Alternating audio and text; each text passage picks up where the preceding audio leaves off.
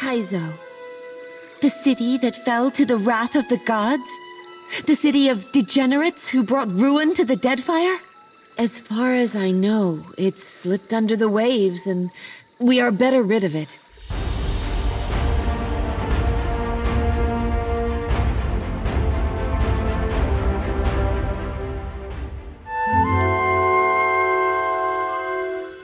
Hello and welcome to session 20 of my Pillars of Eternity 2 Deadfire Lorethrough. As you can see, we're currently on the rooftop of Kanga Palace. We just made Queen Onokaza a little bit mad because we let the dragon free that the Water Shapers Guild had been holding hostage in order to siphon its power. The dragon wanted that, but now that it's not there, that means the Water Shapers are weakened. Before we get started today, I thought that I could read from the guidebook again. It's been a little while because we had some other focuses in the last few sessions, but we are returning to the churches of Aora. Last time we read about the Children of the Dawn Stars, of which Shodi belongs to that one, a kind of offshoot of Aethys worshippers that happened, I believe, after Widewin's War? Yeah, after the death of Saint Widewin.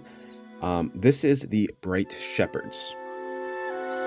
In the midst of this political upheaval in Rayed Saris, referring to the after the War of Saint Widewin, and everything just kind of like Aethys worshippers were being demonized, and people were going after them, that kind of thing. So that's what the upheaval is talking about.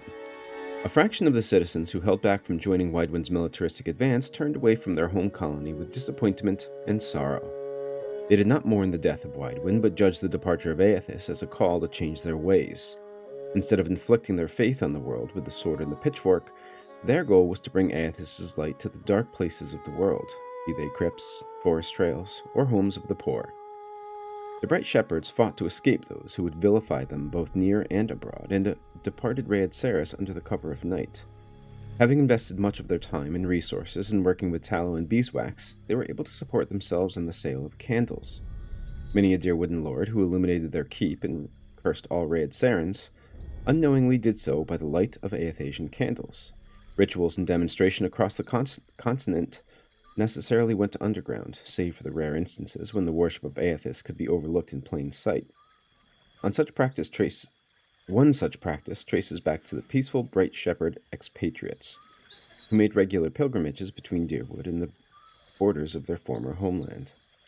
Rather than any particular sites or landmarks, the journey itself was their objective, as they would place lit candles along the path between nations. Theirs was not a fanatical devotion to Aethys, but a mild and hopeful one, in which they invited their god to find his way home. The candles represented a path outlined for Aethys to return when his people needed him most. The Bright Shepherd's continued existence depends partially on the night market, a secretive and devout sect of Aethasians who ensure that their peers are able to worship freely and unhindered. When bounty hunters or mobs track down Aethasians, the night market acts to deter or waylay these figures before they catch up with their charges. Being both pacifists and often isolated in the Deerwooden wilderness, the Bright Shepherds are some of the market's most vulnerable clients. The night market is a sect of Aethys worshippers that Adair actually was a part of back when he was in the Deerwood. Obviously, he's with us now. But I find it interesting with these Bright Shepherds. They were lighting candles as a way to, like, almost guide Aethys to the dark areas of the world so that he could shine their light on them. Even though he had likely been killed, they obviously either thought that Saint Widewin was not Aethys and that Aethys was still okay, or that Aethys would return somehow. But I find the parallel between these candles that the Bright Shepherds were lighting and how Aethys right now is making his way through the Deadfire archipelago from Audra Pillar to Audra Pillar, almost like those are the candles, and he is using these candles to make his way and supposedly shine his light on the world, rather than just the candles that the Bright Shepherds were lighting. So I don't know that these two things are necessarily related in world, but I think symbolically they definitely are related. The candles lighting the path and the Audra Pillars lighting the actual path that Aethys is taking now. And speaking of that, I think maybe we could move the critical path ahead this time around. So let's take a look at our quest. It's been a little while before we've been doing anything in the critical path. But the next quest is He Waits in Fire. It says, I spoke with Aethys in the ruins of Asango, but was unable to divert him from his machinations. He bade me meet him at a luminous Audra pillar in a chain of volcanic islands called Mogren's Teeth. If I want to know more about his intentions, I'll have to join him there. So I need to go to Mogren's Teeth, to a place called Ashen Maw, to meet with Aethys. So we'll head there next. I also saw that we have something left with the Principe as well. He hired Director Castle to take care of the problem facing Castle's business interests in Crooksboro. Okay.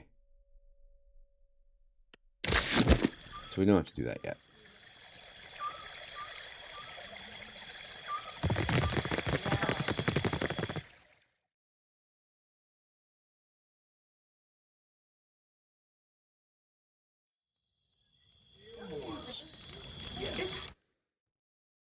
Saw that it said Serpent's Crown. I thought maybe it's been a little while since I've been to the palace, so I thought maybe it would actually bring us back to the streets.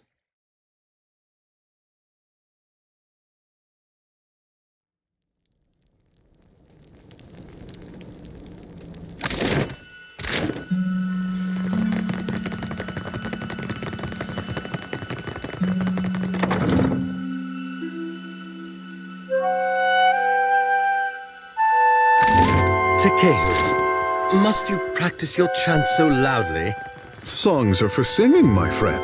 If they bother you, I will find one more to your liking.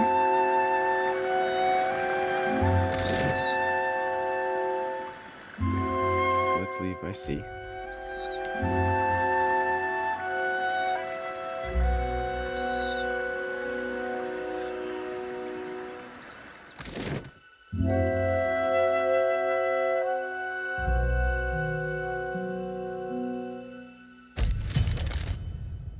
You've received an important missive from the Captain Fronte. Letter of fine penmanship. Dear Watcher, I find myself in need of someone with your particular brand of talents. As our last business transaction went so grandly, I appreciate the opportunity to hire you again. If you are interested, please convene with me in Dunwich. To our fortunate proceedings, Captain Ferrante. Let me destroy the letter. Had many a silent tear. That's Ashen Maw up there.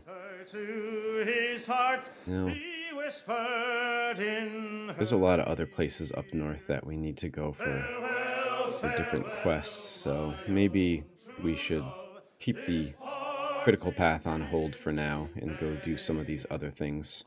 Here's Motare Kozi. I think that is for the Huana. Sayuka and Crooksboro are for character quests. shall be of you, of you. So maybe Is riding let's head to Motare Kozi first, and then we'll make our way west. your faithful sailor boy. I'm sure we won't do all of that today. It was in a gale that ship set sail. He kissed his love goodbye. She watched the craft sail out of sight till a tear bedimmed her eye, and she prayed to Andra in the deeps to guide them on their way. Those loving parting words that night re-echoed in her ear. Farewell, farewell, my own true love, this part. Upon an abandoned sloop running around on the beach, the nearby coral and volcanic rocks may have smashed its hull to kindling, but there might be something salvageable in the hold. Whoa. Fire Kelp. Iron Thunder, I believe, yeah, that's cannon. More Tarloaf. Flint and Tinder. Logger. And that's it. There's some that's bound for Hanchense, and some that's bound for Mans. Be away, Menendri.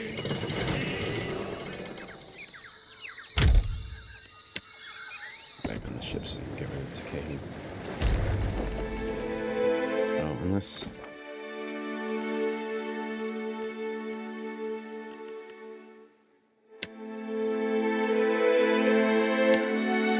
Wait a second.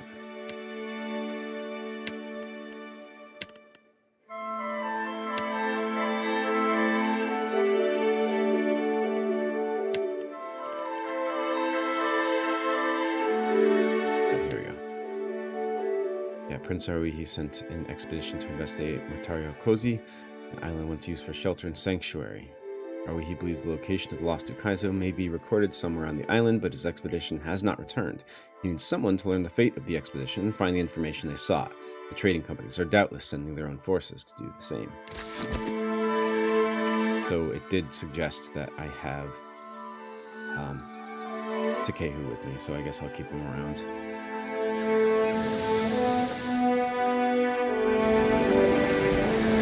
Finds you on the main deck. Your navigator is holding a compass, the same way one might hold a moldy piece of fruit. Captain, there's something wrong. The needle's twitching like a scarab's leg, but there's nothing about this place in the charts. Eldengram stares out at sea. The shadow of wall falls upon us, peering through us to the depths. Oswald blinks blankly at Eldengram. Beidel points out, reefs, Captain. Some ships cross them to save time. We could try it ourselves, or we can go around. Oswald sighs. With our instruments acting like this, I say we sail around this place, whatever it is, how long it takes. Let's not take any chances. Chart a course around the anomaly. Oswald mops his brow. A wise decision, Captain. But I guess we can go through that if we decided to just...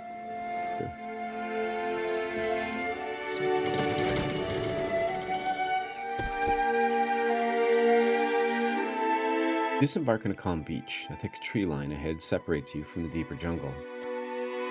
You see evidence that another landing party arrived here before. Booted tracks lead off into the jungle, though it doesn't look as if anyone returned this way. Here at the tree line. Between the trees you catch a glimpse of shadows that shouldn't be there. Not alone. Listen. The beach is conspicuously quiet, and it takes you a moment to realize what's missing. The chirp or warble of birds. Then you spot it, subtle movement in the tree line. You're not alone. Let's show my empty hands. I know you're out there. Let's talk about this. Several Huana warriors, decorated with face paint of the Wahaki, calmly emerge from the tree line.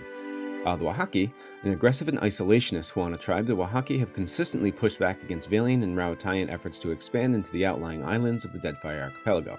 I believe Onakaza told us about the Wahaki and wanted us to actually treat with them, so...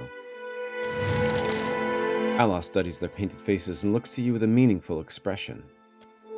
A tall warrior separates out from the fold and pauses, giving you a severe look before approaching. You have come to the wrong place, outsider. Wahaki warrior clutches his weapon and stares you down. Greetings. I do not care which island you call home. This one belongs to the Wahaki. You cannot have business on Motare or Kozi. Leave before I feed your bones to the jungle. Come for knowledge and take nothing but memories. This is no library, Outlander. Death herself has touched this jungle. Something about your words causes his temper to even out. It seems you intend on letting the island do our work for us. Lowers his spear and sighs, gesturing for the others to do the same. I thought my message to the Huana prince was clear. He needs reminding that to trespass on the jungle ruin is a death sentence. Beta narrows his eyes at you. I didn't even tell him that the prince was here. It seems like I missed... Like I said, I come for knowledge and take nothing but memories. Maybe he knew, based on that. But it seems like these two things, there's supposed to be something else I said in between them.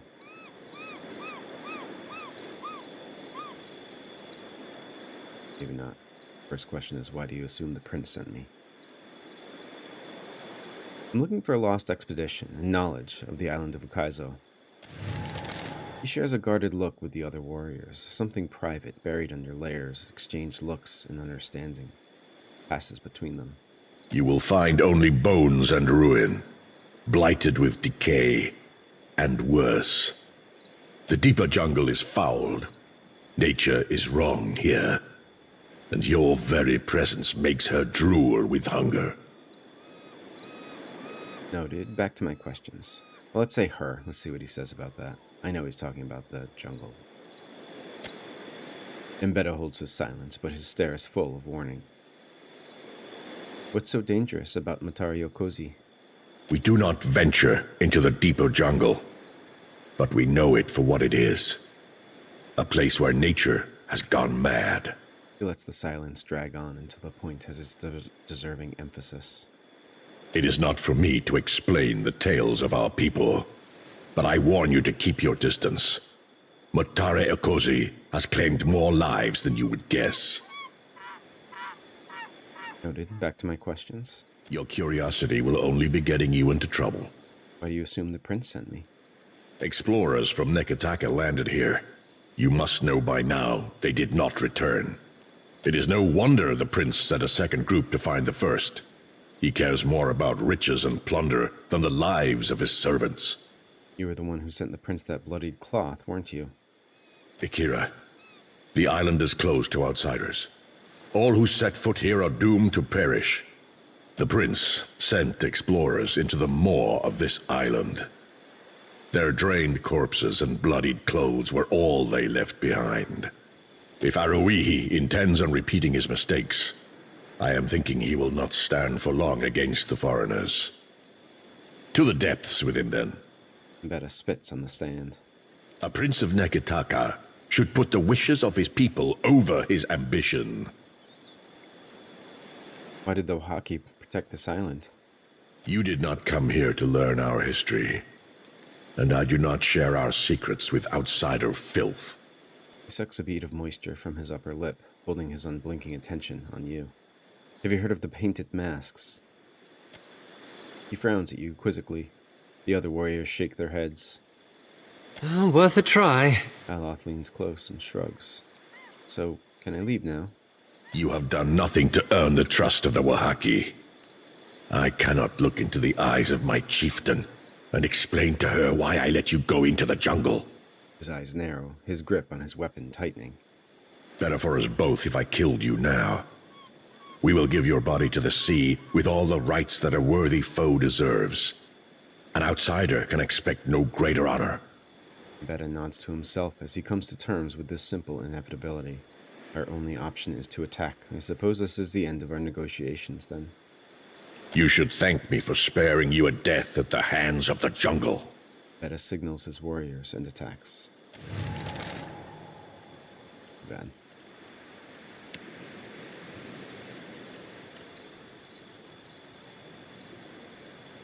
Let's see, we have a shaman, a brute, scout. Let's go after the shaman first. There's how I'll have it.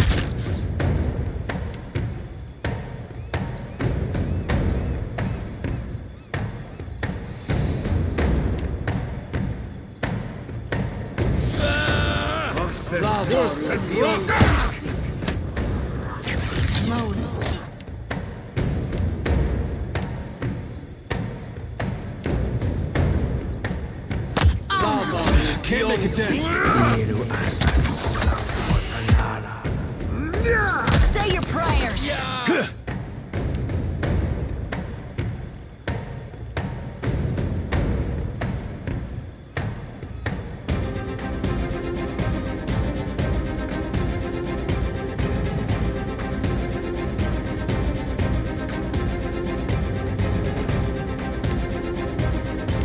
This thing isn't doing the job. Behold me, mother! Worse than rough!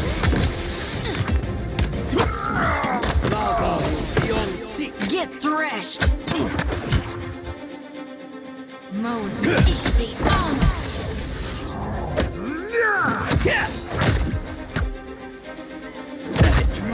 Easy on. Sorry, I did not want to have to kill you guys, but Well, ain't I Gon's own fool? left me no choice. Wahaki missive. Whoever wrote this missive to the Wahaki ambush party left deep indentations in the parchment. Another Outlander ship sails from Motare Kozi. That makes 3, Embetta. Your warning to the prince only whetted his appetite, as I told you it would. Better that the trespassers die on the beach than meet their ladyship inland. Finish the job this time, or I will find a warrior better suited to your responsibilities. Following the message is an accurate description of your ship. So they were warned of us, but it didn't help them. Knowing what I know of the Wahaki, maybe they'll be okay. Like, they'll see that they died honorably in battle. Blame us too much. It's the final journal of Jonas. That is a skein book.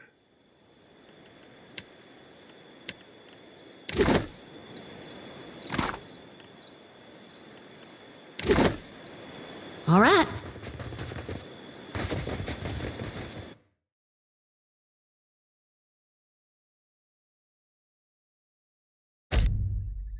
You've received an important missive from Captain Aldous. Wine and gunpowder scented letter. So, you had a little run-in with Ben, and then you dragged it to my doorstep. You could have wiped your feet before you stomped in, but I digress. I know what you did, and I know who you are. And unlike my unfortunately blockheaded second-in-command, I recognize a threat when it smacks me upside the head.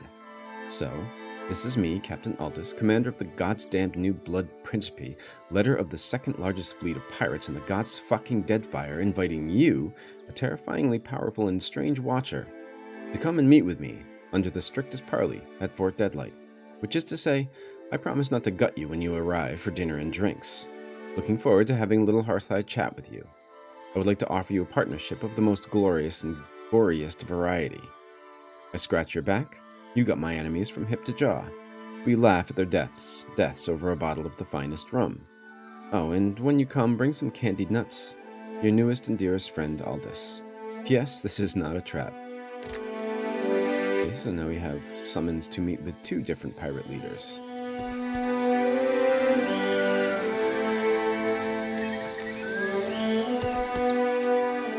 While wandering the Deadfire countryside, you stumble upon a site used frequently for ritual cremations. Beside the flat expanse of earth where a pyre might have been sits a small crypt full of beautiful baskets containing cremated remains. Search the location. Got some blight heart. What is this? It's a gun. It's inaccurate. Minus 15% crit damage, minus 10 deflection against melee weapons. Veil piercing. It's exceptional. Living wood. 20% chance to cast corrode damage cone AoE from self and hobble target on attack. Oh, this is a soul binding weapon. A small oilskin wrapped letter lay with the arquebus in the grave. The penned letters are blocky and deliberate. Well, now you've done it, fool. I don't know if you're a grave robber or just an opportunistic knacker. But you stepped into a mess in either case. You found the gun, and I don't suppose anything I write here will convince you to put it back where you found it. So be it. Listen, and listen well. There be dark places in certain forests where souls linger after death. Hangman trees, quicksand mires, deadfalls, and the like. Places where people met their end. The men Pugra find these places, hungry for the soul energies. I seen them. It was my job to clear them out of the woods, them and other monsters, and I was damn good at it. Good enough to become prideful and foolish. Killed me a big one, a Menpugra matriarch. A mean bitch, she was cruel and hungry. Thought I'd make her into a trophy. Took her twisted wooden heart out and fashioned a new tool of my trade. There's a blank area at the bottom of the letter, as if some of the text is missing. A Menpugra? Oh. Sorry. A Menpugra is the corrupted form of an Adragon, a nature spirit that safeguards an Adra pillar. Menpugra are the result of blight or otherwise desecration of their ancient vigil. Okay, so we got Blightheart. Keep searching. Find nothing. Find nothing. Find Taranditara. It's currency. Scroll of minor healing. That's it. Hey, Dario Kozi, here we are.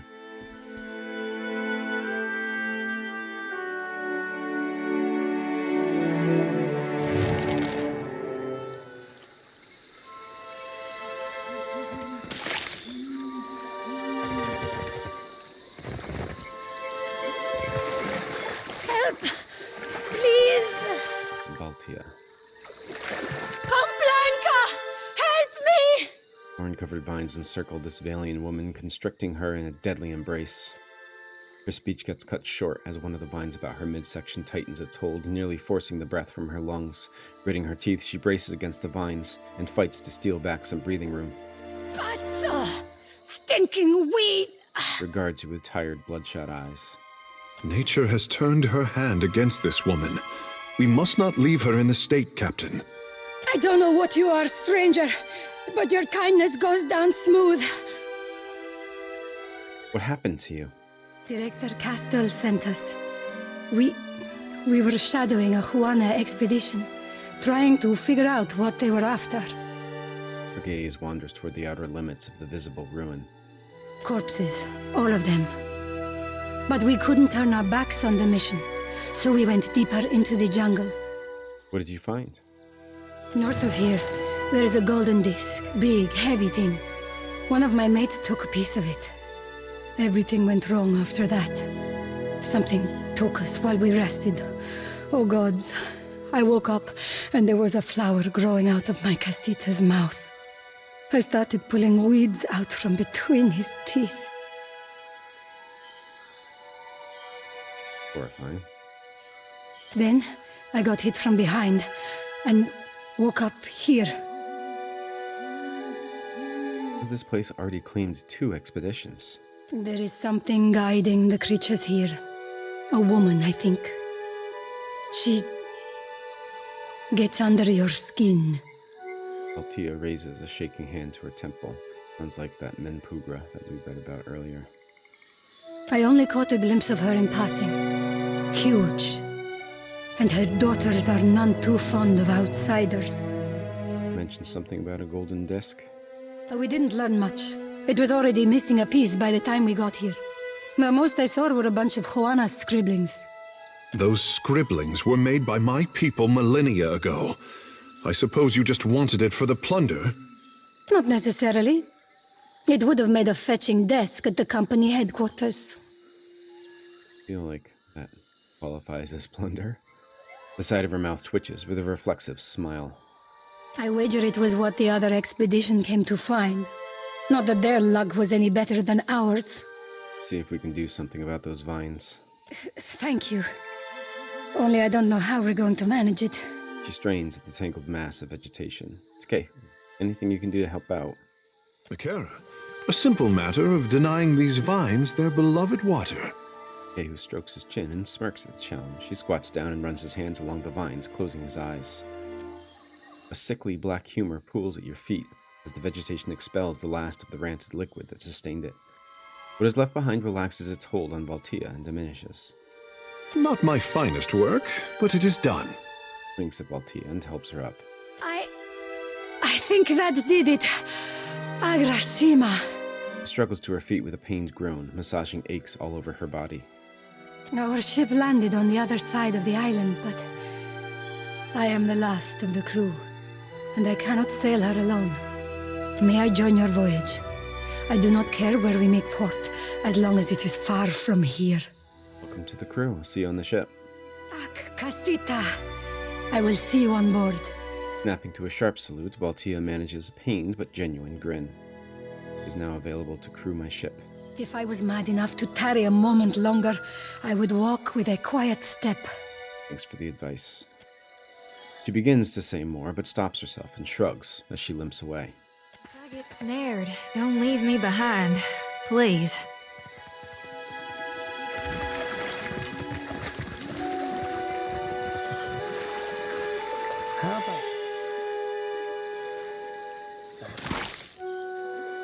Exceptional mace and obsidian flake. What does Biarter have? He's gotten a exceptional mace already.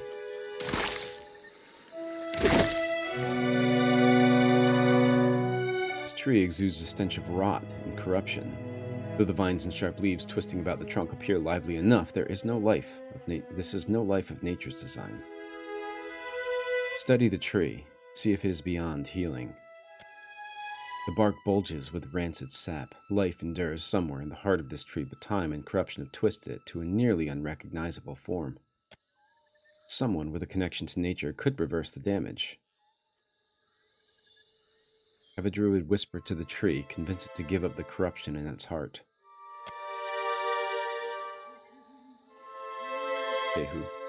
Tekehu leans in closer, whispering to the tree and caressing the bark with care. The surrounding vines shudder and pulse in response. Stepping back, Tekehu passes you an affirming nod. The thorny vines retreat into the earth. From the heart of the tree, a gurgle precedes the expulsion of dark, bilious water at your feet, starved of corruption. The tree seems greener and more lively already. Suddenly, you feel a crawling sensation in the back of your head. Fiend! Remove yourself from our domain.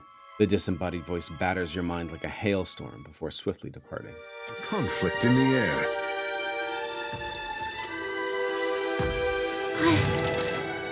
I don't feel so sick anymore. It's been so long since I felt well. The Delimgon blinks at you. Mother, she will be in a fury if she catches you. Better that you leave now and never return. What can you tell me about this island? When Kith angered the gods, a blight spread across their lands. Mother thought only of our survival. So, it said that Menpugra was a corrupted form of an Adragon, so this is a Delemgon. They are related, and it seems like at some point she also had been corrupted, but now, because we helped heal this tree, she doesn't feel that corruption anymore. Fire, ash, and waves as high as the moon battered the Deadfire. Mother twisted us so that we could endure. We have cared for the grove ever since, after a fashion. I think I've met your mother already, in my head. Then she must despise you, as she does all outsiders. We have been alone for so long. She does not recall the meaning of company. She winces, the edges around her eyes crinkling with regret. Do not provoke her. It can only mean your doom. I'm looking for evidence of lost Ukaizo. Can you tell me anything about it? Ukaizo. The city that fell to the wrath of the gods? The city of degenerates who brought ruin to the Deadfire? As far as I know, it slipped under the waves, and we are better rid of it. How did you become this way? Mother convinced us it was the right thing. That was so long ago. Our hearts soured to everything outside of this place. I do not wish to remember. An expedition came through here looking for evidence of Ukaizo. Were they the ones who we... Oh, gods. She covers her mouth and retches. I did not ask them why they came when I hurt them. She's been forced to kill the so-called intruders as well. Try not to cause any trouble while I'm around. Farewell. I promise to try. I can at least calm some of Mother's allies. She closes her eyes and concentrates. The jungle grows more serene around you. Our mother is ill. Perhaps even beyond healing, I know not. But you must stop her. My sisters and I, we can help you in the struggle to come. Lend the others your healing hand. Okay, so there's more of them, and she was able to calm some of the other creatures around here that probably would have attacked us. Nice.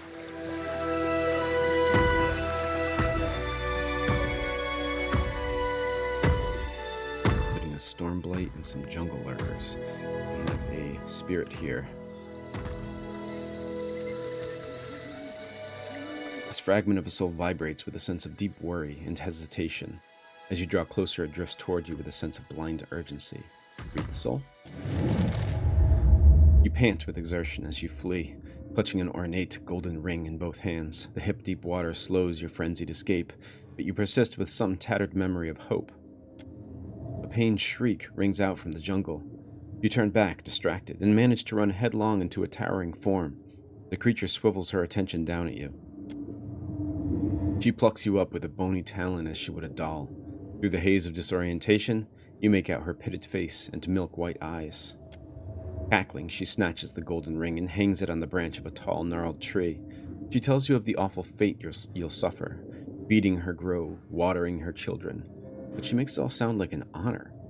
You wish you could believe her. The vision disperses in a cloud of pain and confusion. Swinging her lantern softly, Shodi lures the soul into its depths.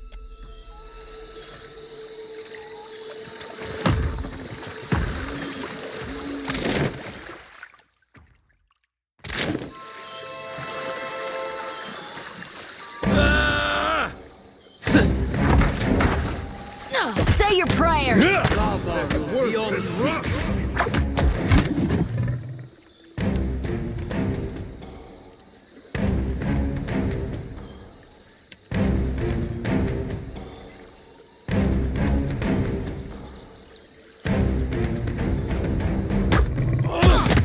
Stand together!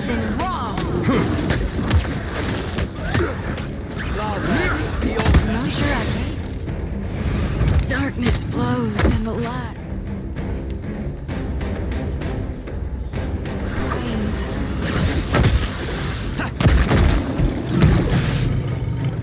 Yeah, that's why I don't like those spells that also Ixie, don't differentiate between friend and foe.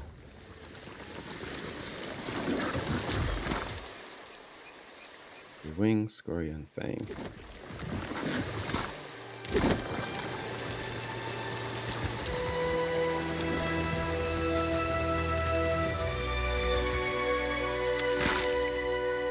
Exceptional pistol. Golden inner ring. The surface of this golden ring is engraved within a series of elaborate Huana runes. Intersecting lines and other sigils stand out among the runes, but they appear to be cut off. Grooves along the underside would suggest this piece connects to a larger mechanism.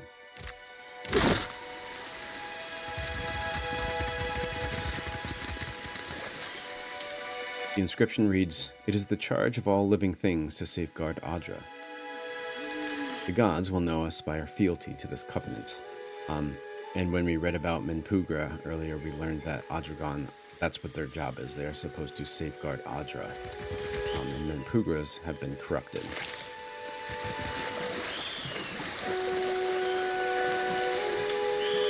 Indeed. Trespasser! Vile defiler! The stench of rot hovers over the Menpugra. She points a crooked wand-like finger at you and advances. Oh, I wanted to avoid fighting her until after we found the other sisters. So, yeah, just back out of this. Madam, this is a swamp at best. What could we be trespassing on? He hisses at Takehu. This one can aid us, Mother. Sorrow and corruption stole away our senses, and we must learn to live anew. No! He has twisted you against us. After we have drained his water, we will show you how to mother this island properly.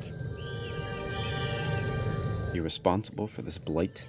We do not speak to the fertilizer. She halts her step to regard you with an affronted snarl. You are nothing but water to feed our young, soil to birth our seed. She extends both her arms and shrieks a high-pitched call. Vines uncoil from the ground beneath your feet, intense with hungry anticipation. I didn't come here looking for a fight. I do not doubt him, Mother. You are too trusting, child. She narrows her eyes in the Delangon before gesturing for you to speak with an open claw. Your lands are blighted, and your mind as well. Is it possible to heal you? You are blind to the harmony of our grove, Outlander. We are perfection. You are the only infestation here. Black beetle crawls from her leering jaws into the tangled mass of her hair. You're not going to let me talk my way out of this, are you? Kith Arrogance shattered the Deadfire once. We have adapted to your blight. Menpugra screeches, and the very jungle responds to her call. Mother, no! Do not fight back! So, going to load the last save. I got it. Avoid going to that area here. Let's search everything else first.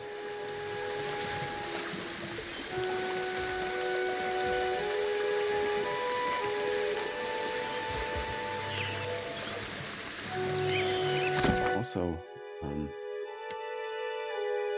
got an update to this. By removing the corruption from her tree, I transformed a Pugra back into a Delmgon. It's unclear if she's an ally, but at least I have one less potential enemy on her. Another soul here. The lingering soul drifts in a lazy, hypnotic fashion. It does not seem to know or care that its life has been extinguished. Read the soul. The golden wheel weighed as much as Aethys' thumb, but you weren't leaving without a souvenir. Something to put a smile on Director Castel's face. Then your boots crunched a soft femur in half, and you remembered. Wasn't this island supposed to be abandoned? Maybe you didn't beat the Huana expedition in getting here. Suddenly, the gold felt like dead weight. You rolled into a cave for safekeeping. You rolled it into a cave for safekeeping. You didn't make it 10 paces toward the beach before something big, all crooked limbs and fetid breath, plucked you off your feet. When she squeezed you like a dish rag over a patch of thirsty vines, you bled out so fast that you forgot to scream. Shodi thrusts out her lantern and the light inside flares as another soul is harvested. Where that first soul was it? Did we miss something over there? It said something about there being a ring on a tree or something.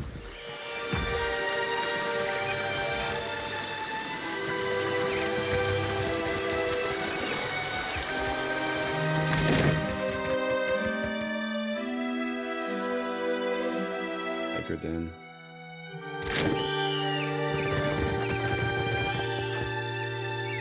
That seems a little too nice for a place like this. This soul flits about in a hasty panic bursts. It eases closer to you with anticipation. Read the soul. They laughed at your hours studying the runic script of the ancient Huana, but here you're poring over gold inscriptions while they scratch their heads. You promised yourself a good boast on the journey back to Nekataka. No one believes the Huana could have forged a device like the Golden Wheel, but you stay silent on the matter. The Ingwithans built more for function than beauty, and this is art. Rotating the control disc and pressing panels had you so engrossed that you mistakenly entered the wrong combination. A slit opened in the disc, discharging a gas that brought you to your knees, coughing loud enough to summon a creature whose shape you could barely perceive through the haze of pain. Boasting would have to wait. Emitting a palpable feeling of relief, the essence drifts into Shodi's lantern. Guessing that if we get the wrong combination with this golden disc here, that something bad will happen. Happily.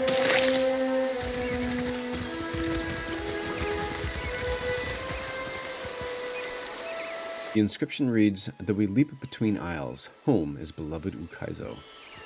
Okay. There might be some knowledge here about Ukaizo. Watch out. Sure.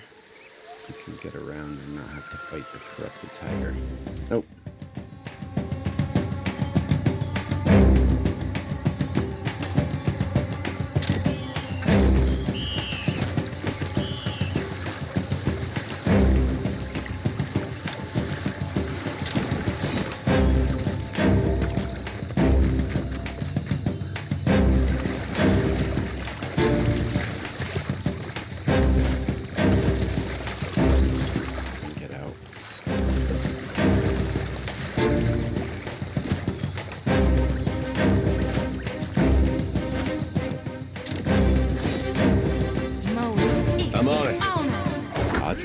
Huh?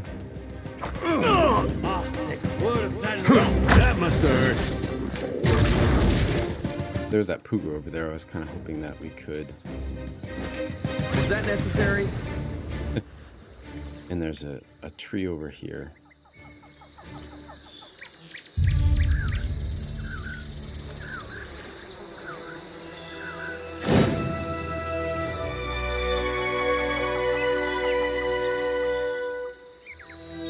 So there's the Pugra.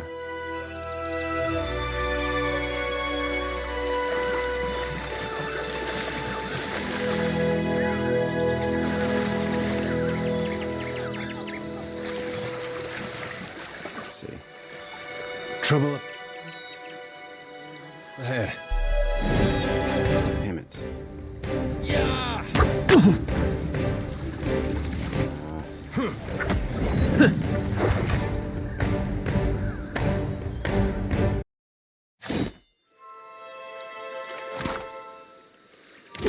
Sure. Let's see I see if we can soul in the darkness. do it without One ready for reaping. going into combat.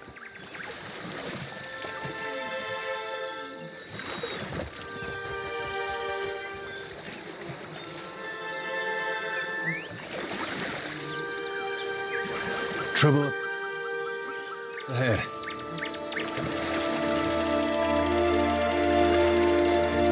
Could be.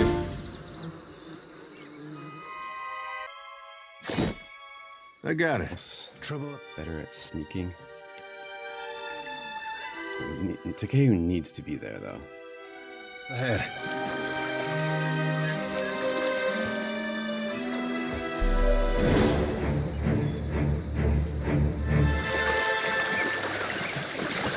That's... I'm sorry if this is annoying to any viewers. I want to see if I can do this peacefully. As peacefully as I can. Do the corruption from these trees. What? Got another important missive from Captain Aldous?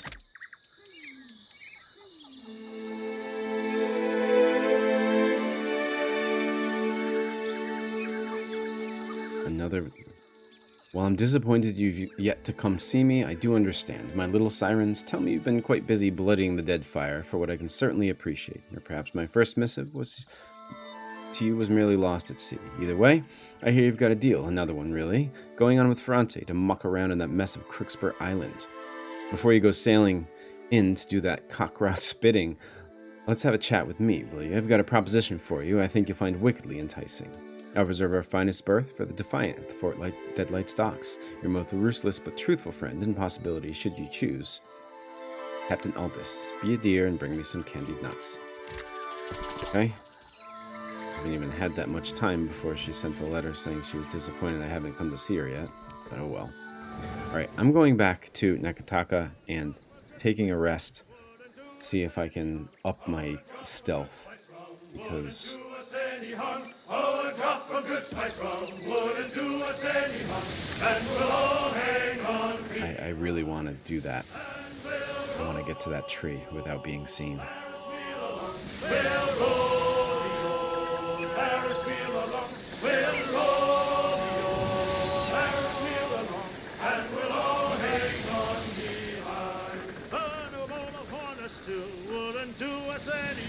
And a bowl of Huana stew, wood into a sandy hunt. And a bowl of Huana stew, wood into a sandy hunt.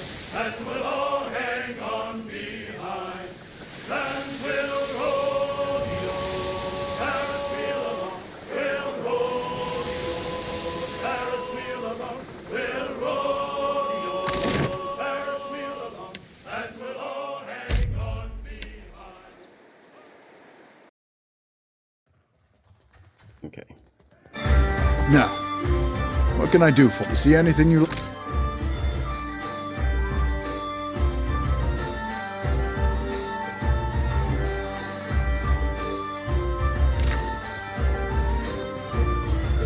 Now, what can I do? See anything you like? Let me know.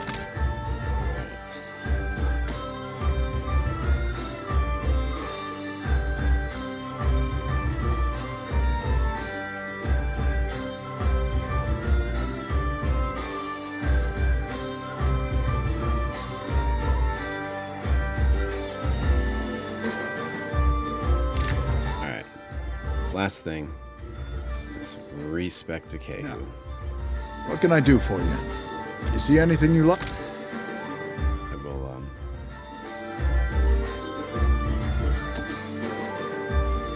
I won't show you all of this.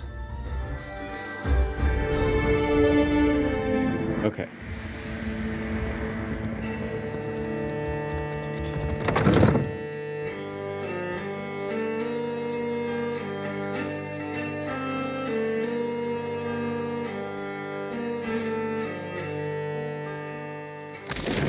Let's try this again.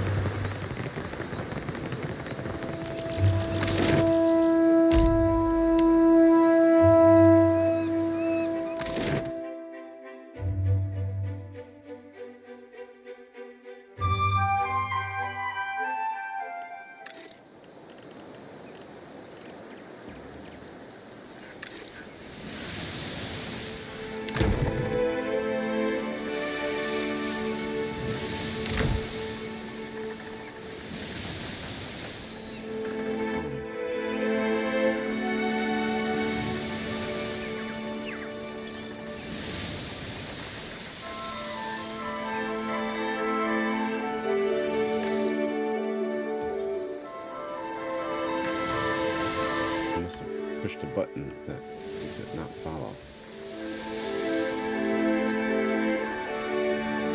Oh, there we go.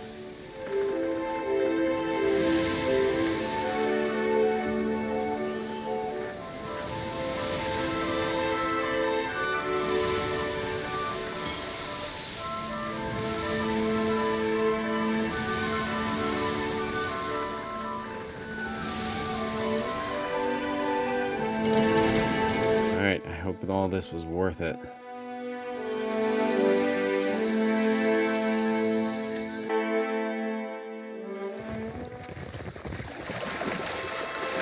Could be true.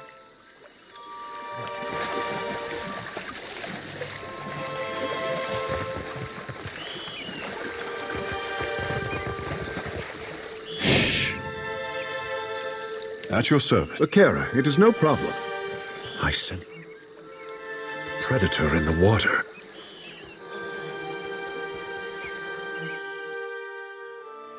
This tree drips with thick, viscous sap that gives off a cloying stench. You see the limbs of dead kith nestled among the bark, drained of their substance down to the bone. You come to desecrate our garden. Begone! The voice seems to originate at once from your head in the surrounding jungle. It departs with a rustle. Have a druid whisper to the tree, convince it to give him the corruption in his heart. Kehu leans in closer, whispering to the tree and caressing the bark with care. The surrounding vines shudder into pulse in response. Stepping back, Kehu passes you an affirming nod. The thorny vines retreat into the earth. Far from the heart of the tree, a gurgle precedes the expulsion of dark, bilious water at your feet. Starved of corruption, the tree seems greener and more lively already. Suddenly, you feel a crawling sensation in the back of your head. What are you that trespass on our home? You will leave at once or face the consequences. The unwelcome presence in your mind pulls away with the rustling of leaves. Hey, okay, so it was worth it. My skin burns! The rot is withering off, and new life springs from beneath! The Delengam rubs her arms, regarding you with an uncertain look. Mother, I must tell Mother! It may not be too late to heal the grove!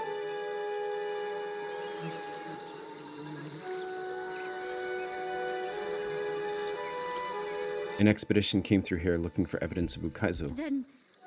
Then they are surely dead. Our mother hoards relics from ages past. She may have what you seek. So the answers are a little different. Hang on, let's ask her some questions here. What happened to this place? This was a grove, home to temples and fruitful trees. Once. She glances around the swamp, sighing. Then ruin came to the islands. It started in distant Ukaizo, spreading fire and ash with such force that my sisters doubted that any sprout would remain. Mother acted in terrible haste. She bade us twist ourselves, hardening our hearts against those who sought shelter, who we thought enemies of nature. We have been this way for too long. Far too long. She looks away in shame and hurt. You spoke of Ukaizo. Do you know where it is? The golden disc in the center of the ruin. Have you not seen it already? He glances off toward the jungle. The ancient ones used it in times of crisis to orient their path home. It may give you the bearing you seek. So it's like some kind of compass, maybe, that points towards Ukaizo? Is your mother the one shouting in my thoughts? Does she whisper to you as well? Then she must hate and fear you in equal measure. Delamgon looks you up and down, nodding to herself. You bring change, outsider, fair or foul. This is the one thing she cannot tolerate. How did you become this way? Our mother, the rotted one. She blighted herself to fight against the cataclysm that rent the Deadfire. Those of us who sprouted from her seed, who shared her soil, followed soon after. Cataclysm? Madam, that would have been thousands of years ago. Perhaps we see time differently? I know the cycles of growth and decay, the passage of seasons. As long as it continues apace, there is no difference. I think you'll feel better soon. Farewell. I'll see to it that my pets trouble you no more. She swivels her head to regard the wilderness around her. Vines go limp, and you hear the sound of animals scurrying away. I sense that more of us have been healed, awakened from our tormented slumber. Good. We can help you in the struggle to come. Okay.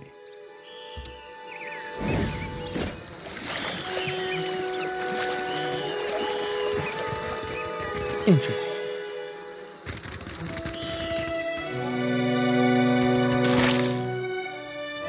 Minor deflection, obsidian flake.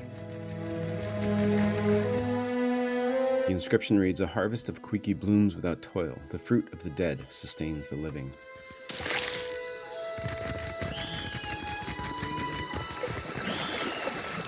I'm gonna be careful here. If there's any more trees, we can get to them. Got an orphan cat named Lil Babs. Babs gives us +1 dexterity.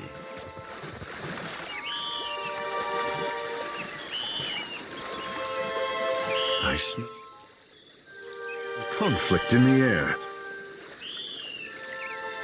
Alright, here goes again. At your service. Be quiet. The pleasure is mine.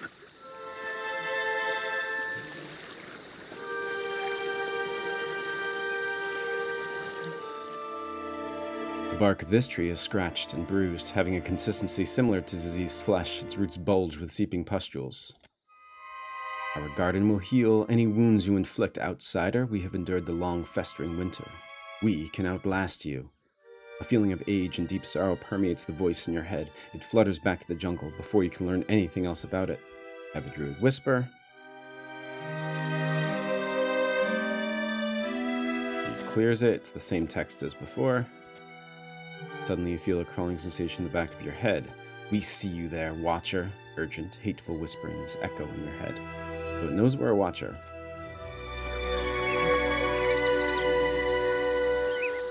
No. I was strong. I was so very hungry, but pleased. Yes. The Delangon stares at you. Mother will destroy you, outsider. There is a seed of pain inside all living things, and she will make it sprout in you. Count on it. If you think you are helping us, I beg you to reconsider. The day we twisted our roots was the day we learned to defend ourselves.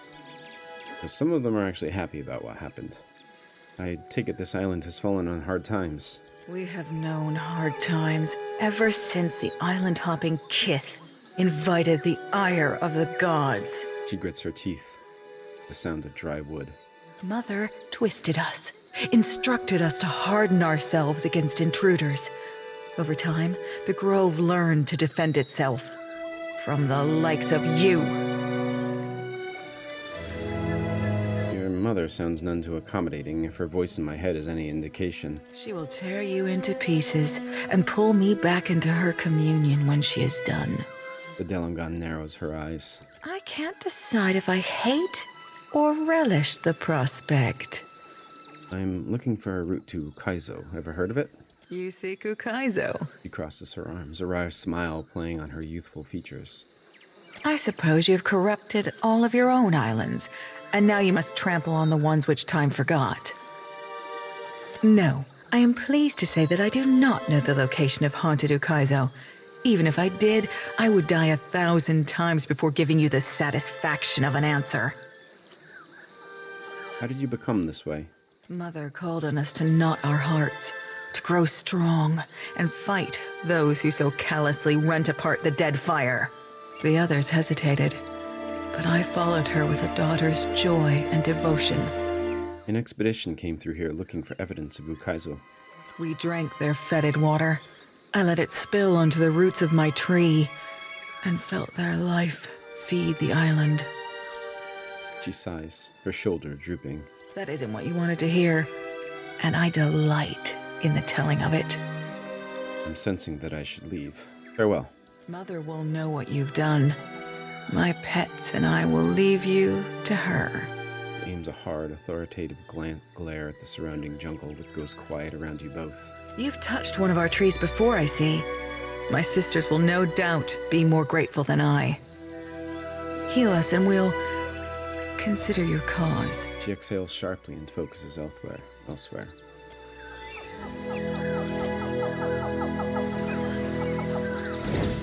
Maybe we will be able to This interesting.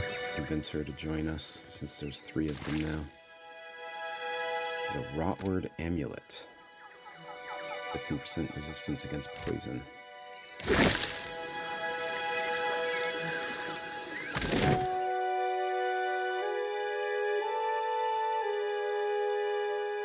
At all the trees. Maybe there's one up here. I think this is where the rotten lady is. And if those of you watching are annoyed at my save scumming, I think this way is much better for the lore of it all anyway, so do not regret my decision.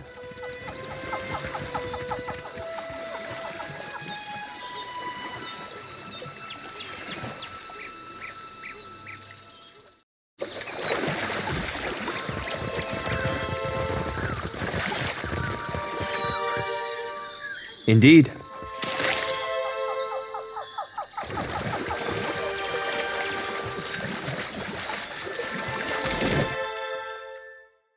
Looks like I got all the trees.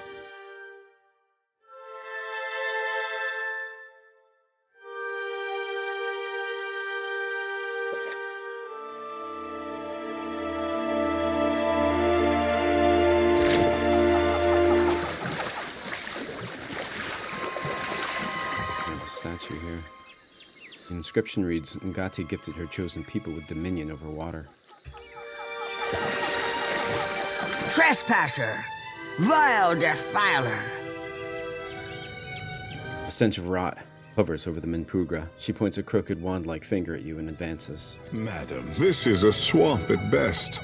What could we be trespassing on? She hisses at Takehu. Mother, listen to this one. He healed me. My tree. The Delamgon holds out her arms to the Minpugra. This one can aid us, Mother. Sorrow and corruption stole away our senses, and we must learn to live anew. My tree is scoured clean. Your roots are still tangled. There is power in him. She nods to you grudgingly. No! He has twisted you against us. After we have drained his water, we will show you how to mother this island properly. Are you responsible for this blight? We do not speak to the fertilizer. She halts her step to regard you with an affronted snarl. You are nothing but water to feed our young, soil to birth our seed. She extends both her arms and shrieks a high-pitched call. Vines uncoil from the ground beneath your feet, intense with hungry anticipation. I didn't come here looking for a fight. He speaks true, Mother. I do not doubt him, Mother. He didn't kill me, and that's saying something. The Delamgon crosses her arms and nods. You are too trusting, child. She narrows her eyes in the Delamgon before gesturing for you to speak with an open claw. What are you? We are the life of this isle, and the guardian of its Adra. She glances toward the outcropping of ruined minerals sprouting from the ground. When death spread wide her arms to embrace the Deadfire, we twisted ourselves and stood tall against her. When the kith who angered the gods sought refuge, we nursed our young on their remains. The cataclysm was thousands of years ago. Kara, you have been alive all of this time? She merely stares at him, dark sap running down her eyes and nose. I'm only here to find evidence of lost Ukaizo. When I called her lands blighted before, she got into a fight, so I'm going to try this one about Ukaizo. The comings and goings of kith halted long before you first drew breath. She flares her nostrils, taking in your scent. You are millennia too late. Ukaizo is gone to the likes of you. Your lands are blighted, and your mind as well. Is it possible to heal you? You are blind to the harmony of our grove, Outlander. We are perfection. You are the only infestation here. The black beetle crawls from her leering jaws into the tangled mass of her hair. You forget yourself. There is a wrongness on this island, and it deserves to be set right. She bares her teeth and takes a combative step closer. Her foot sinks into the mud and she pries it up with a wet, sucking sound. She blinks down at the rotted earth. We look out on our garden and see green, bounty, life. The oldest cycle made healthy after the blight of Ukaizo's fall. Is this not so? She squints, taking in her surroundings without knowing where to settle its gaze. Perhaps once, not any longer. She snarls, drawing her hand across her mouth and wiping a line of sap away. This brackish water. I have rooted here for centuries, and I recognize nothing. Her spindly arms fall to her side with the sound of splintering wood. The grove does not die. No, it lives in death. My friend Takehu knows a thing or two about nature's oddities. I think he could aid you. Kara, I will try to take that as a compliment. He folds his arms and raises an eyebrow. She closes her talons in a beckoning gesture, narrowing her eyes as you approach. This corrupted tree bows crookedly under its own weight. Every limb drips with thick, putrid sap. Its vines have entangled the tip of an Adra pillar and seem to be infesting it with the same rot that permeates the surrounding jungle. Investigate the corruption closer. You shift aside, leaves and vines poking your fingers into an ooze-filled knothole. The sap running down the bark is both hot and uncommonly sticky. Down in its core, the tree is still green and alive. It won't be long before the whole organism becomes a ravening parasite, but it seems aware enough to slow that inevitable decline. Inspect the pillar of Adra. Its surface is pitted and slick with sap. Though the pillar still connects to the wheel, the tree has adapted to feed its roots by draining raw essence. Giving the tree enough essence to sustain itself would put an end to the parasitic connection. Feed the tree enough soul essence to heal itself. Or consider an alternative. And I would have the druid whisper. Takehu approaches the tree with an anxious glance in your direction. The vines encircling the tight trunk tighten in response. As Takehu lays a hand on the bark, the taller branches sway in a hypnotic pattern. Takehu concentrates with a furrowed brow. While Takehu is distracted, you feel a presence awaken and assert itself in your mind. What corrupted life endures inside the tree is more interested in you by far. The core of the tree offers you desperate images of health, long life, and food, all dark promises.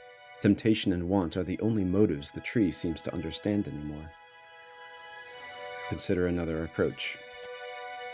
So let's inspect it, and I'm going to feed the tree some soul essence to heal itself. You reach out and touch the surface of the Adra, wiping away a line of sap. The ambient soul essence responds at once, bubbling up to the surface and feeding the roots of the tree in response to your will. You hear a sound like a rock splitting in half. Dark sap oozes from the cracks between the bark, sizzling when it touches the ground. A creaking of wood follows a vibrant color, slowly eases up the roots of the healthy tree. The Minpruga turns to you and blinks with surprise, her vision sharper and more focused than before. Her picture's changed too. Looking better already, I say. Takehu winks up at her. She studies his motions, swallowing uncertainly. That thing I was, she is no more, but I carry enough of her to know the meaning of gratitude. Thank you. She nods. I collected a small hoard of trinkets from visitors. We have no need of these trophies. She gestures to the hollow of her tree, squinting at the bark as she struggles to recognize her surroundings. What will you do now? This grove rotted a blink of an eye ago, by Aora's reckoning. I will grow and replenish what we lost. She sighs, surveying the jungle and taking the enormity of her task. Taming it will be a chore, but there is time. She nods. Farewell. For healing my daughters, for restoring my mind, I name you a friend of the grove. Leaning down, she touches her thumb to your forehead and closes her eyes. You feel momentarily lightheaded, but the sensation is over as swiftly as it began. What did you do? You have been touched by nature's mark. Wear it with pride. She smiles and inclines her head, saying nothing more.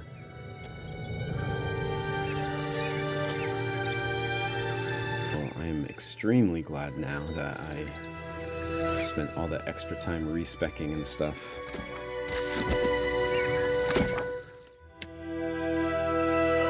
I restored the Green Lady and earned her gratitude. I'm free to search her treasure cache for anything that might prove useful to me. Some assassin vines there. Happily.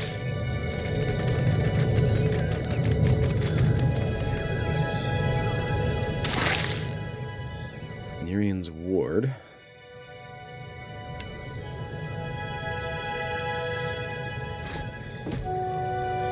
Golden outer ring. This golden ring bears Huana runic engravings. The delicacy of the inscriptions and clean accuracy of the shaping are markers of a master craftsman. Grooves along the underside would suggest this piece connects to a larger mechanism, so we have the inner and the outer ring now.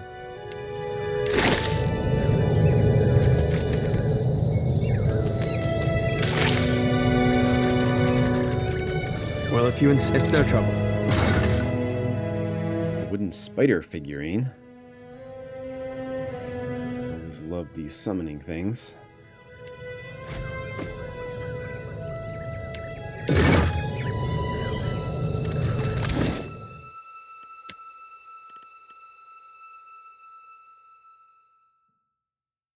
Already got one. Woody's got one. Archer's got one. Aloth's got one. Okay.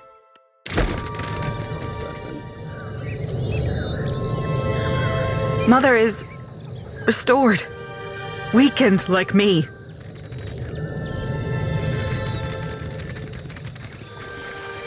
Alright, let's check out this disc here.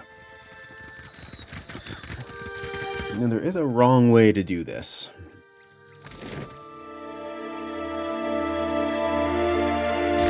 I saw that in the journal, or when we read this guy's soul here.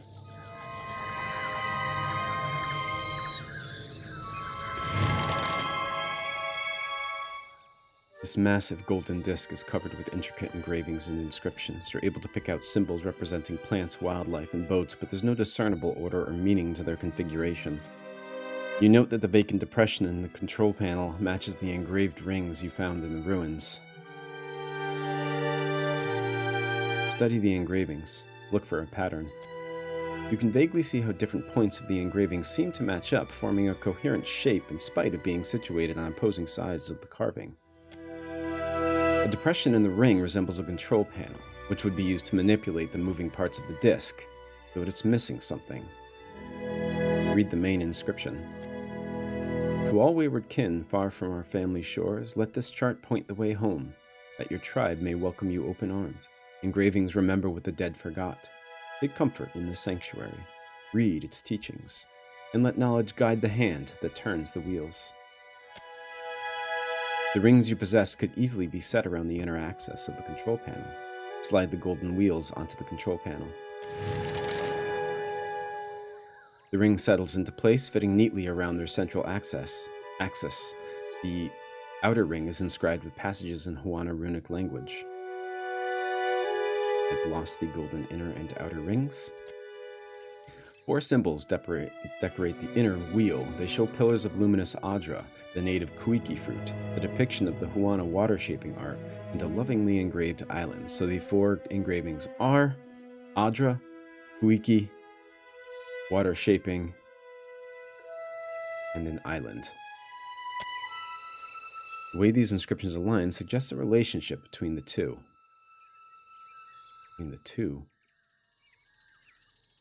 Maybe the inner and the outer ring. Something about the island catches your attention. The runes surrounding it are particularly elaborate, and every measurement uses that point of origin. It's Ukaizo. Kara, are we both seeing this? Takehu brings a shaking hand to wipe his mouth. A set of dots in the inscribed panels of the outer ring suggests that it should be rotated in a sequence, starting from one and ending in 4.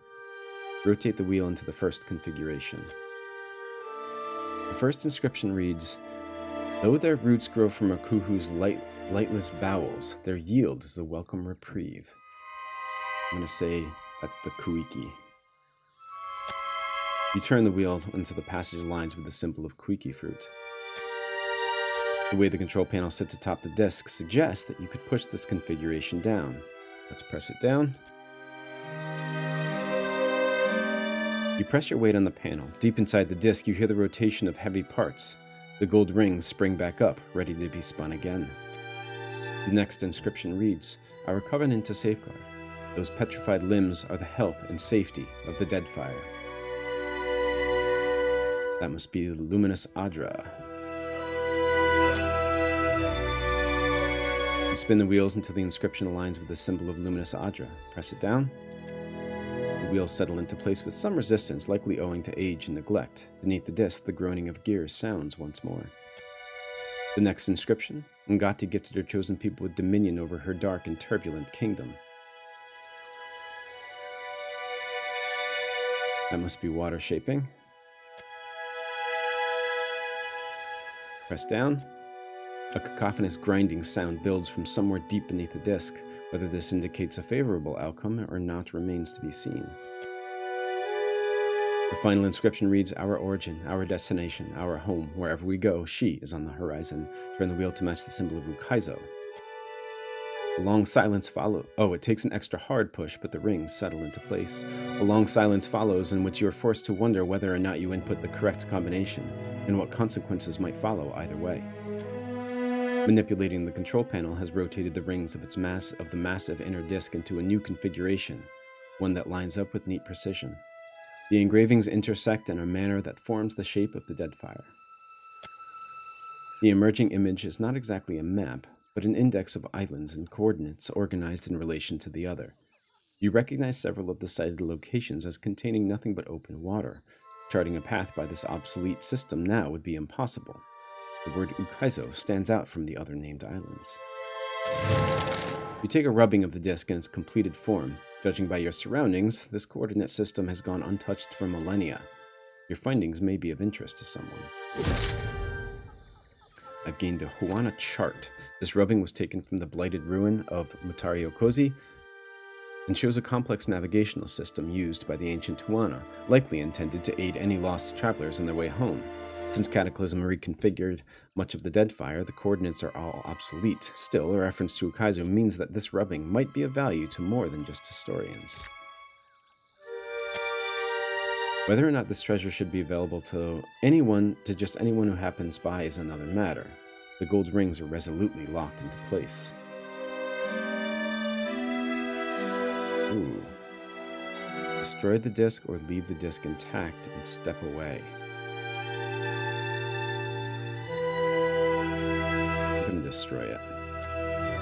You find a heavy rock and hoist it above the disc. Smashing the rotational mechanism would guarantee that the navigational secret remains yours alone. No! Takeu cries out and places his body between you and the disc. After all that this artifact has endured, do not let our coming be its death sentence. This knowledge is dangerous in the wrong hands. And the right hands are the ones bent on destroying art, Akara? Takeu gives you a look of utter bewilderment. You know my heart in this matter, Captain. Takeu turns away and covers his mouth, unable or unwilling to watch. Okay, leave.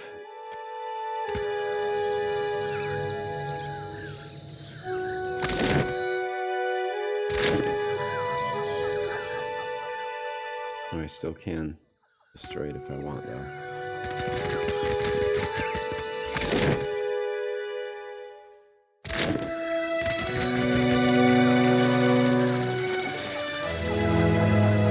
Oh, you know what? I am going to destroy it. People will come here, they'll wreck this place. And I just spent all that time. You find a heavy rock and hoist it above, blah, blah, blah. Smashing the rotational mechanism. Oh, I suppose that's one solution, Aloth sighs. Destroy the disc. You bring the rock down, splitting a mighty crack down the stonework. Something inside slips free and tumbles down a great distance. A whimper rises from Takehu. He covers his mouth to stifle it. Your next blow falls harder still. The ancient disc crumbles, collapsing under its weight and rendering the rotational mechanism useless. The navigational chart is neither functional nor recognizable in its current state. Its secrets are safe. I'd spent all that time making sure this place was safe for the crew right here. I don't want people coming here to try and figure this out.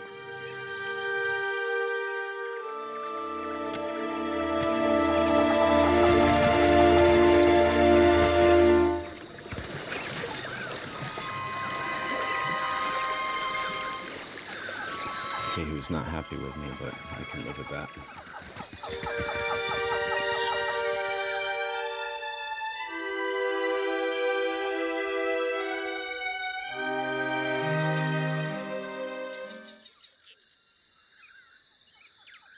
Bruno.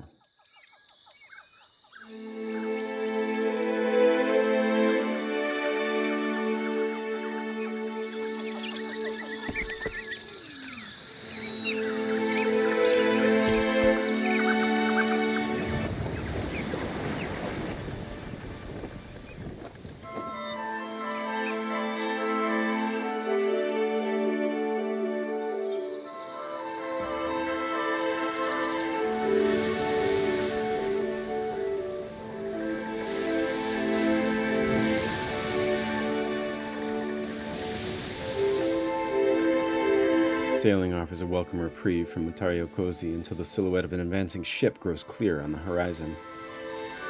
The winds turn against you as the pursuer, well-equipped Raotayan junk, closes the distance handily. The flag of the Royal Deadfire Company waves proudly. A placard on the hull identifies it as Benevolent Aegis. A loud percussion, followed by the splash of water, announces a cannonball fired across your brow. Bow. Stand down and prepare for inspection, a commanding voice bellows over the turbulent crashing of waves. Shout, Parley! Benevolent Aegis draws close enough for you to recognize the crew as hard and disciplined coastal Almawa. One of them separates from the fold and plants his boot on the railing. My name is Pai, and I'll speak plainly. You wouldn't be leaving Motare Kozi unless you found what we both want. The map. He rests his hand on the pommel of his sword. Slip the Huana chart in your boot. I found nothing, but feel free to search the Defiant. Leave no barrel unturned. We won't go home empty-handed. While Captain Pai bellows his orders, you hope that no one noticed you hiding the chart. No one thinks to check you. The crew picks over every corner of the Defiant and drag their feet back to the Pai. That's because my mechanics, or my sleight of hand, is high. Nothing. You lampreys couldn't find your tails. Pai tears off one of his gloves and throws it to the deck. Captain, my apologies for the diversion. Have a pleasant voyage. He doffs his cap, the amity of his tone never quite arriving at his eyes. The ship sails away under a cloud of failure and misgivings. Once again, we were able to avoid a fight.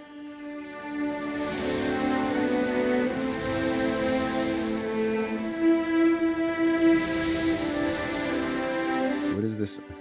Whatever it is, it's a fight.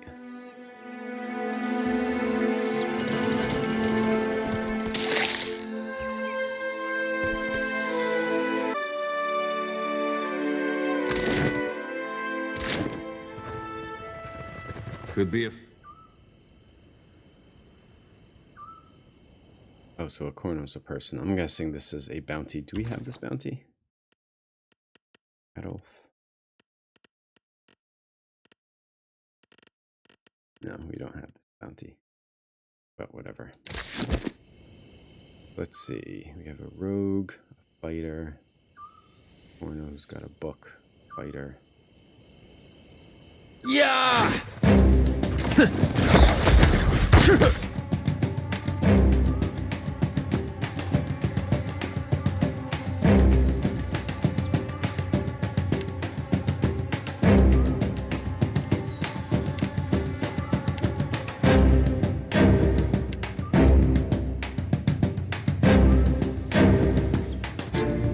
Lava beyond seek.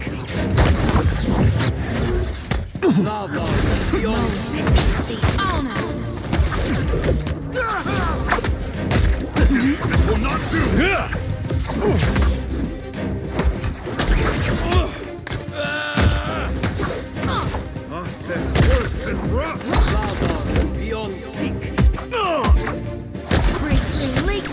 makes no difference. I am the alpha predator. Fear not the reaper.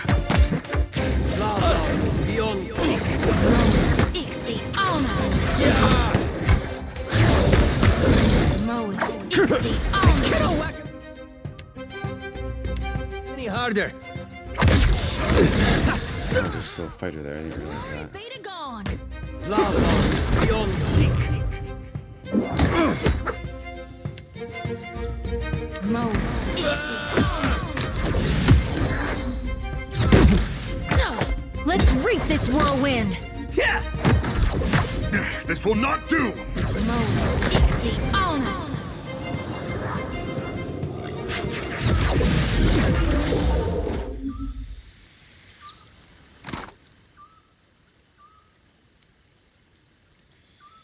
Some currency, weapons and armor. Uh-huh. I'm guessing eventually we'll get that as a bounty.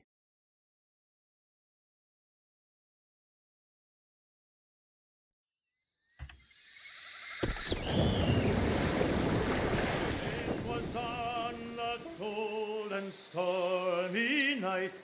The snow was on the ground. A sailor boy stood on the quay. His ship was outward bound. His sweetheart standing by his What should we do here? Should we just explore this area? Or should we... No, let's fill this in over here. Her to his heart, he whispered in her ear, farewell, farewell, my own true love. Okay, he's hacking us. He's not nearly as equipped as we are, so let's board him.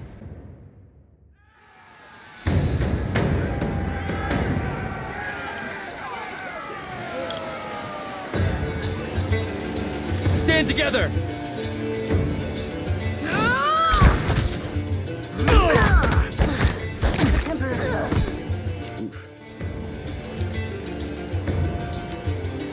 Too difficult, I say. Down, laddie! That's not very...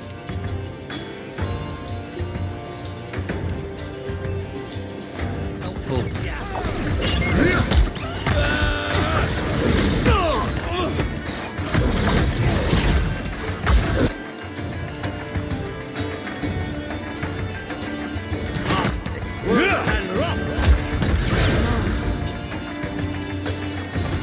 I'm feeling the strain. Lava beyond. Stand together.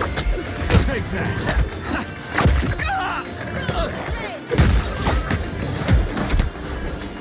Stay with us.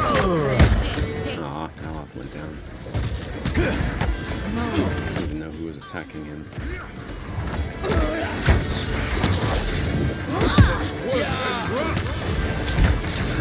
Time to separate the chaff. That was about as useful as a bump on a pickle.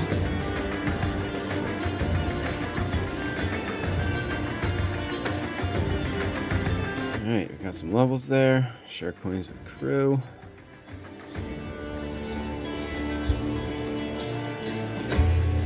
Something interesting here, the Triumph of On. So this must be a bounty guy. Purple Fox's colors.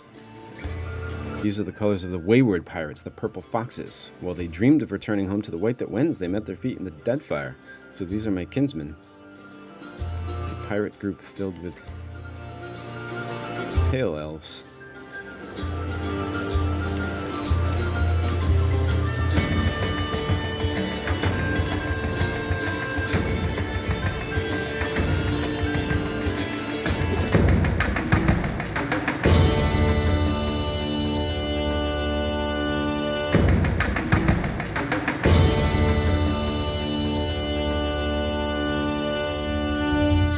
This one, I hope, doesn't come after us.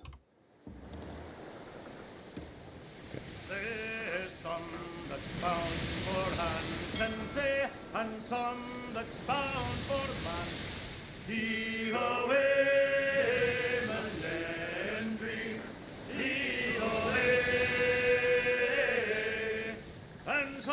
that spawn for Eat Bay to teach them whales to dance.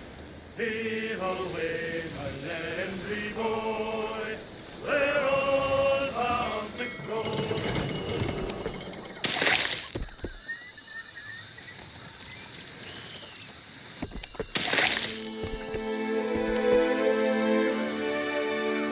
Where you expect to find a small Huana village is instead a pile of rubble. Several large pits run down its middle. As you near, you realize the pits are in fact footprints of a kith that must be as tall as a mountain. There might be something in the wreckage worth salvaging. Palmstone? A Huana charm belt. Plus 15 stride, plus 1 survival. Nothing. Rice. Mouth char, palmstone, that's it. It's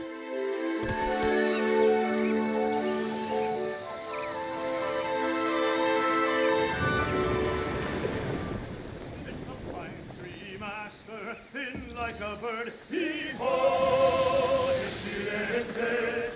Oh, Captain Partitos never said a hard word as we sail all across the way. Hold fast to the helm, hold fast to the wind. Behold, Incidente. Andra's grace, for we'll all be Subterranean temple. down the Deadfire way. We've gone a long way.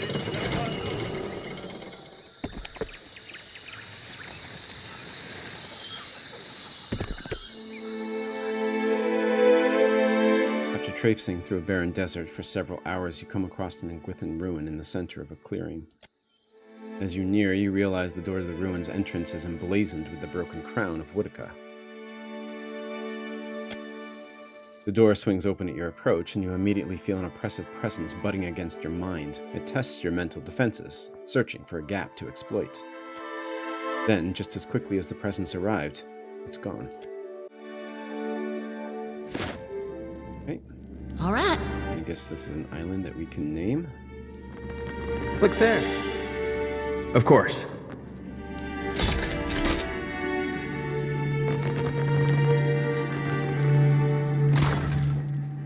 Potion of mental prowess and the garnet.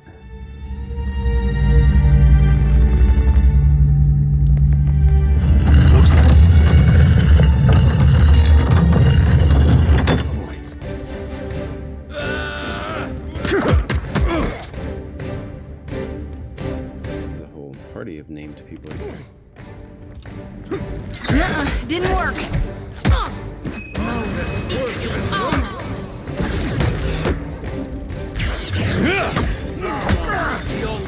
That's for my friend. Get threshed. Let's casting spells up there. Stand together. Yeah, I think we're good. I feel Flickers. need something stronger. Happily. Ain't you got the D? Ah.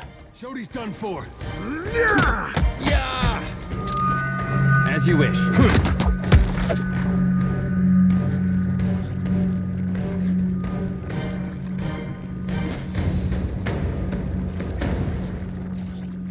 Indeed.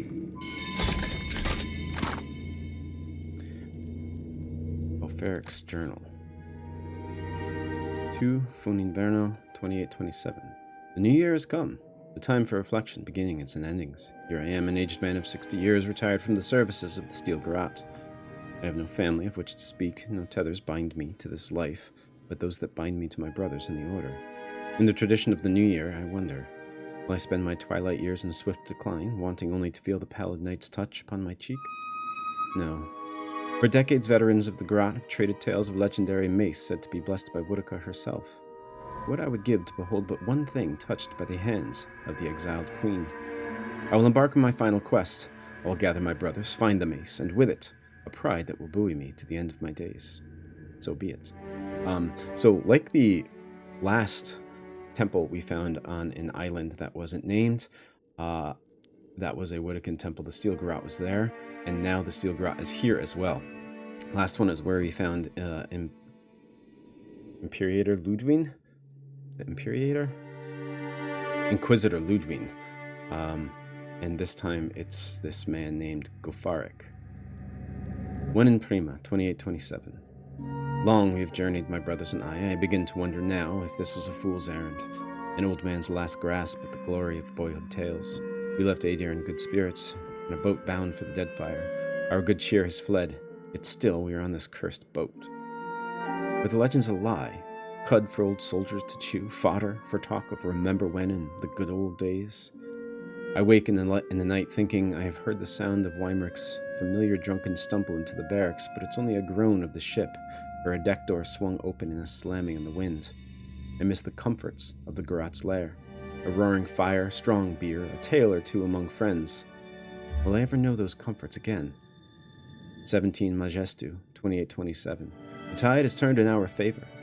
Ulfric muscled a tip from a skittish fisher boy in port. There is an ancient shrine on a nearby island, the boy said, and none from this town will venture within 100 yards of it. Expecting a little more than a benighted ruin, we dropped anchor just off its coast and rowed ashore. And what should we find but a shrine dedicated to the queen that was and her mace of legend. The mace itself is exquisite, a marvel of craftsmanship. It will look magnificent above the mantle in the Garat's hideaway. Ah, how my eyes burn to imagine the tales they will tell of this. We have decided to rest here for the night and feast on our remaining hardtack and jerky. Tomorrow, we begin our journey home. Surely Woedica herself guides our path. 18 Majestu, 2827. I cannot remember the last time I've slept so well, not on the boat, not in the barracks, not even in my own bed as a boy. Perhaps it is the presence of the shrine that soothes me. Indeed, these past few hours have known only the peace a man might find in communion with his God. My brothers and I have decided to remain here for another night. We are old and we are weary, and we all find comfort in the presence of the exiled queen. This is a safe place. Certainly we will find no trouble here, not knowing that Bjartir would come and destroy that peace. Not on purpose, though.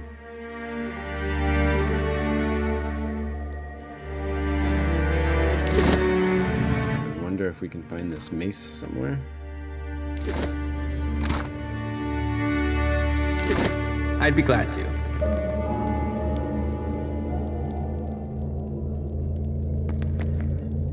A cave-in has rendered this doorway impassable. How about that? Uncle Bile and Silveroosh. Oh. I didn't kill these people. 3 corpses.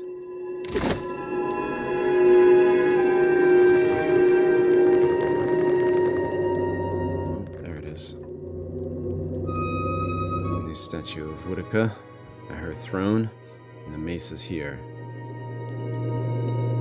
The statue of Woedica bears an exquisite mace in its hands. A presence in the mace reaches out to touch your mind, the presence you first encountered when you entered the ruins. Examine the mace. The mace's leather-wrapped hilt is curiously untouched by age. Its head is fashioned from the dark metal and radiates a cruel and biting cold. Once again, the presence reaches for you, grasping at your mind with claws sharp and relentless as a bird of prey. Examine the statue. The statue's stone is dappled with rot and riven with age. It must have been placed here long ago. Let's grab the mace. You find the mace painfully cold to the touch, the presence inhibiting it probes the edges of your mind, searching for cracks in your mental defenses. Close off your mind. As a cipher, I can do that. You dedicate all of your concentration on blocking the mace's efforts to get it to hook into your mind. With my resolve, I don't think I have that high resolve, but take the mace. Though you prevented the mace from controlling your thoughts, you haven't managed to crush its will. A surge of power bursts from the mace, compelling you to leave it where it lies. You are helpless to resist. So it can't hurt me, but I can't take it either.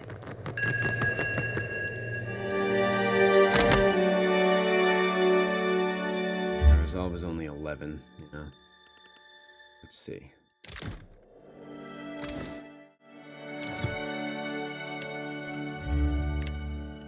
Says sent to Grafson Post, mic problems continue.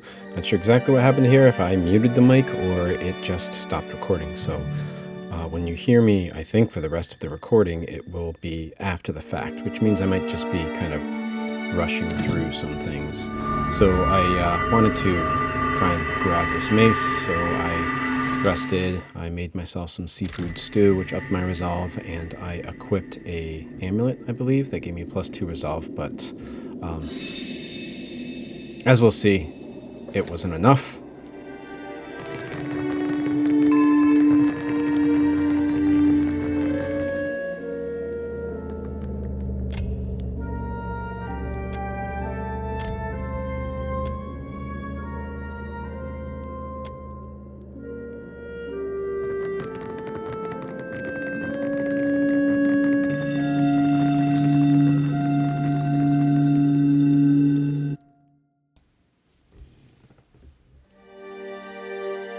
This was one of the unexplored islands that we could name, so I named it something practical this time. Figured I didn't want to forget that the mace was there. Maybe I would have some point where I could go back and up my resolve so that I might actually be able to pick it up. Because now I was able to not have it cast a spell on me, but I also wasn't able to hold it. So I decided to name this island Mace's Throne, just so I remembered if I did get a chance to up my resolve to come back and revisit this place in case I wanted the mace, especially since BR2 is proficient in maces, so I thought that might be good for him.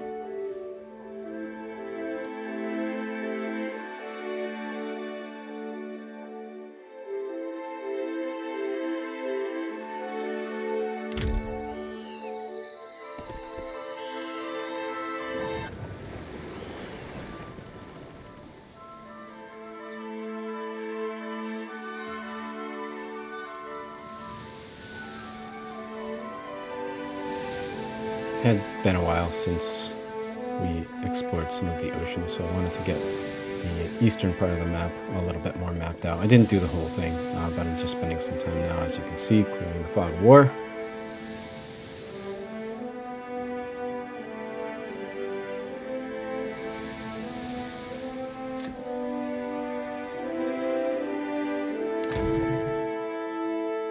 My crew ran out of rations, so I'm just trying to make that a little bit better.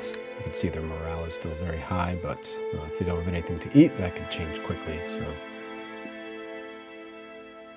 I'm going to give them some rum and some lager, I think, and some water. That does lower their morale, but not as much as if they didn't have anything to eat or drink.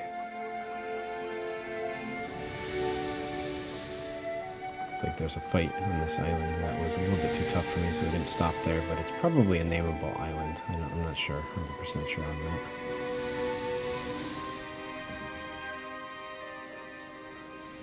There's a small island here with the ruins tower.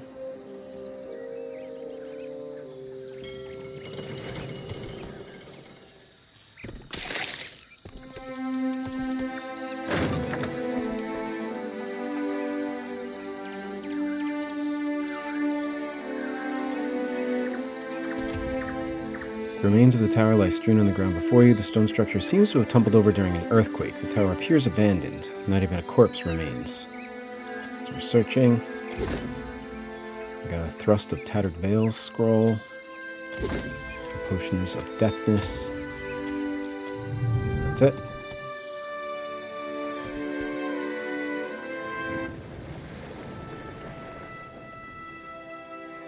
Yeah, I'm so close to the eastern edge of the map, I just wanted to, make my way over there.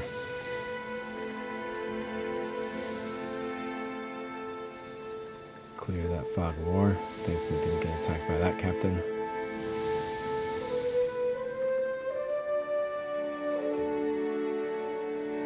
Mortar's Wrath.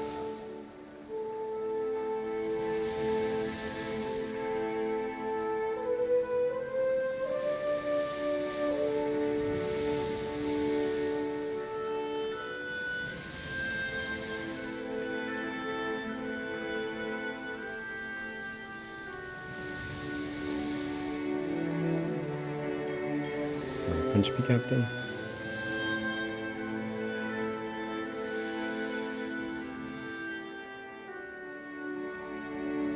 Captain, in a moment, you hear the voice of Beidel raised in question and then an insistent knock on your cabin door.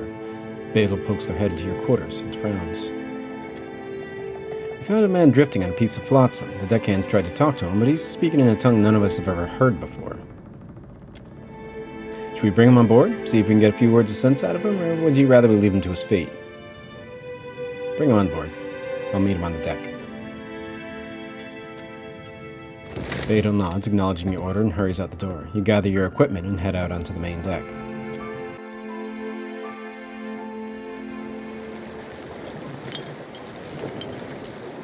You find a young man waiting for you on deck. He wears heavy clothing of a kind you've never seen. The clothes of a tabard are bold and bright. He stands, but barely, sodden, sun-scorched, and battered. He can hardly keep his feet. He stumbles forward a bit, then rights himself. He looks at you warily, bleary-eyed, exhaustion heavy on his shoulders. Are you all right? He coughs out the last word, then buckles and vomits a tremendous amount of seawater onto the deck. Was I supposed to understand any of that? Either the words or the vomiting?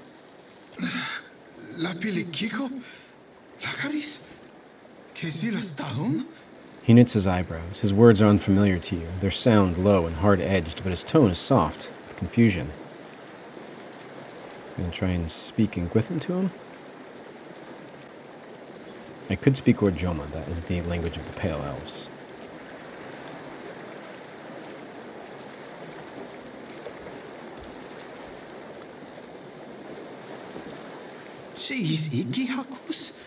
He presses his palms to his eyes and takes a deep, shaking breath. His shoulders slump. Point to yourself and say your name.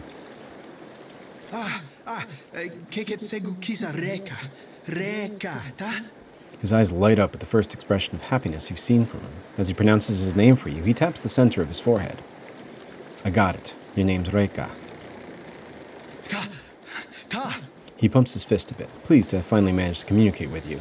Relief brings a bright blush to his pale cheeks.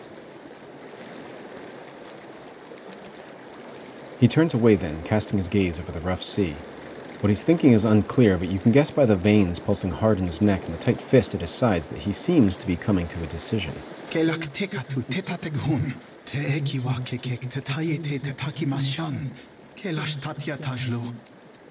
As soon as the words leave his mouth, he grimaces, knowing that you can't understand him. He repeats his last sentence, this time gesturing to the length of your ship, to you, to your crew, and lastly to himself. It would seem he wishes to travel with you. Nod. Welcome aboard, Reka.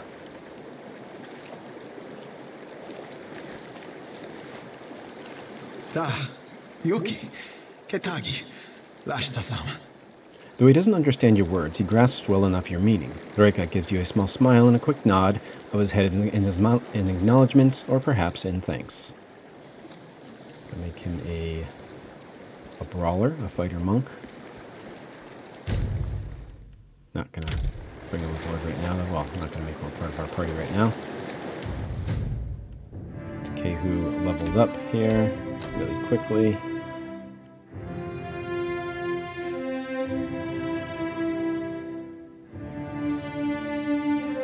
Just one level and one character, so.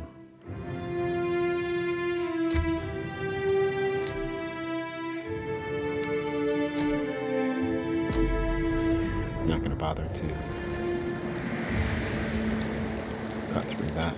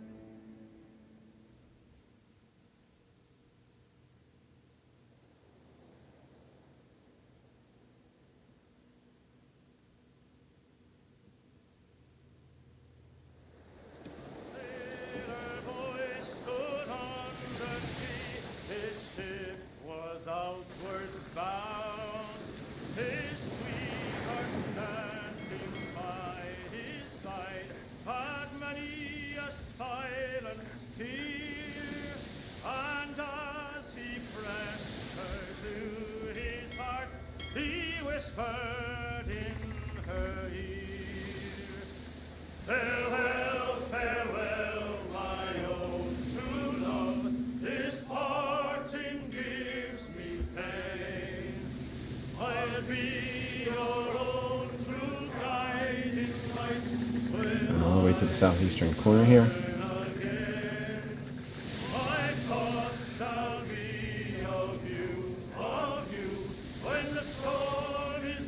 The island shrouded in mist here with a splintered reef on it.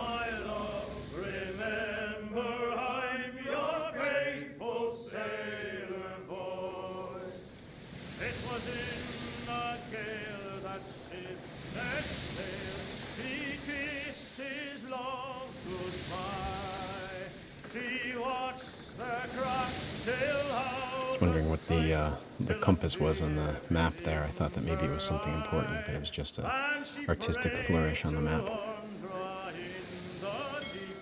To guide them on their way, those loving parting words that night re-echoed in her ear. Farewell, farewell, my own true love, this parting gives me pain. You hear a knock at the door to your quarters. You're not long at sea when Baltia appears at your door, wiping away sweat with a rag. Begging your pardon, Captain. We've been at sea for a while now, but you've not been in a state fit for speaking for most of it. The sailor glances over his shoulder, then back to you. If this crew is going to be taking your orders, you might want to make a proper introduction. Let everyone know what you're about. Surprised that Baltia is saying that. We just hired her. Baltia calls the crew together on deck. A small group of sailors hang languidly from the rigging, perch on crates, and sit in the rails. Their eyes turn to you as you stride into the deck. Welcome aboard the Defiant, ladies and gentlemen. I am Bjarta, your captain.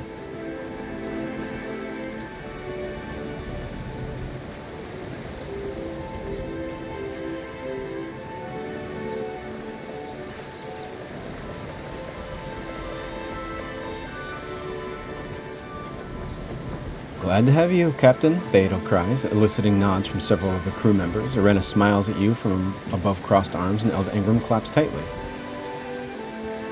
This ship isn't boards and sails, it's all of you. I'll give you everything I've got as a captain, and I expect the same from you.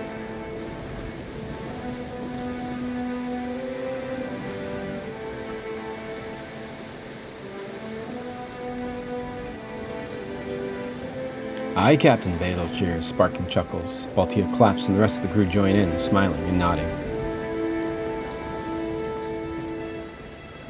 Gain some morale.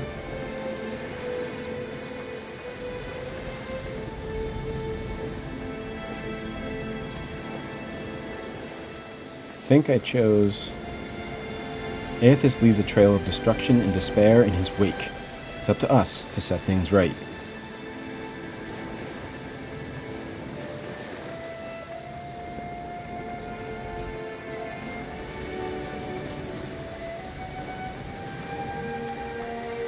She crosses her arms. I think it's Shodi. I am not about to go against my god, but it can't hurt to alleviate the suffering that inadvertently results from this mission. Elda Ingram whispers a prayer, but nods all the same. Baltia steps forward. To good work well done, and coin fairly earned. Beidel cheers, and the other mates smile and nod. More morale gained. The crew split up, returning to their duties as the ship, your ship, sails on, slicing through the bright blue waters of the Deadfire.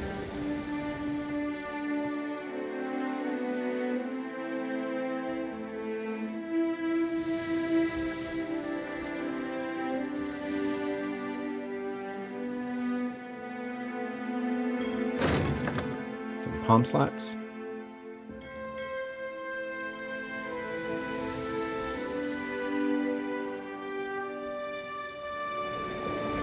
The choppy seas stretch toward the horizon, curls of dark blue capped with light lines of foamy white. Captain, shouts Irena from the rigging. There's something in the water to the port. Off the portside rail, you see a dark shadow rising from the depths. The water splits around a hump of thick, mottled skin. With a sound like a horn blown underwater, two powerful jets of spray erupt from the creature's back. Gonna reach out to the beast's mind, I think. Yep. Something I can do as a cipher. The thoughts swirling within feel more complex than you expected of a beast, with none of the blank coldness you sensed from fish. Its mind is not as advanced as a wilder, but the creature certainly boasts more intelligence than a horse or cow. Identify it. I think that's survival, so I give it to Adair.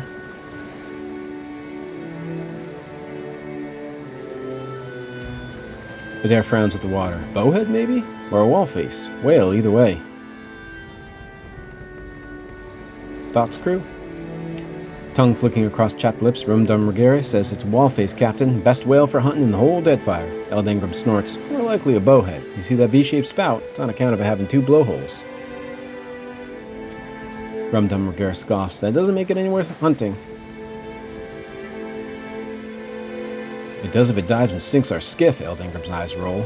Beidel steps back, appalled. You'd kill one of Andra's harbingers, and squander this blessing?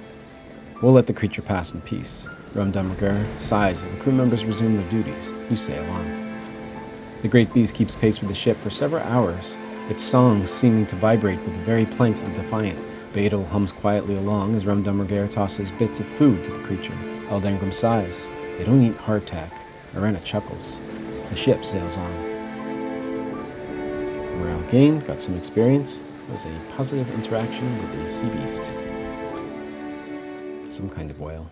I found my spine on the Deadfire lines. Tell me way, hey, hoorah, from a tearless babe to a sailor fine. Hoorah for the Deadfire lines. Now Deadfire roots, they make good time. Tell me way, hey, hoorah, with the clear white straits and inlets fine. Hoorah for the Deadfire lines. Oh, they're the lines where you can shine. Tell me way, hey, hoorah. Oh, they're the lines where I spent we prime. Hurrah for the Deadfire lines. Just take a trip to Port Mache. Tell me way, hey, hoorah. You hear a knock at the door to your quarters. An unexpectedly cold wind blows across the deck of the ship, and even after several hours has not abated. Eldengram sheepishly knocks at your cabin door. When he enters, his skin is pale, his brow dotted with beads of sweat. Begging your pardon, Captain, but this is an ill wind sent by Andra. You sailed too long without offering her tribute. She's sure to punish us if we don't give her what's due. He tilts his head toward the hatch, beckoning you to follow him on deck. Ceremoniously toss 1,000 CP overboard. I think we can spare something for the Lady of Lament. You head above deck with a chest of coins and gather the crew around you as you stand at the ship's edge. With a brief exhortation to Andre, you pour the money overboard. The crew's members nod and sing a short shanty that celebrates Andra's mercy. As they return to work, Eldengram gives you a word of thanks for honoring the goddess. By the next day, the winds have subsided, and the crew is glad that the Lady of Lament appears to have been placated by your donation to the sea floor.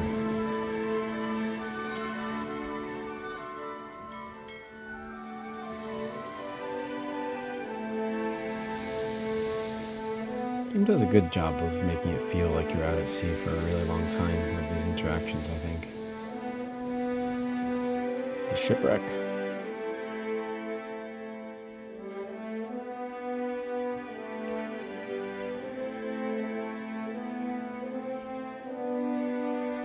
Sifting through the wreckage, we find a hammer and chisel. Principe colors, that's flag. Nothing. Deer wooden hognose, a cannon. Nothing, and that's it.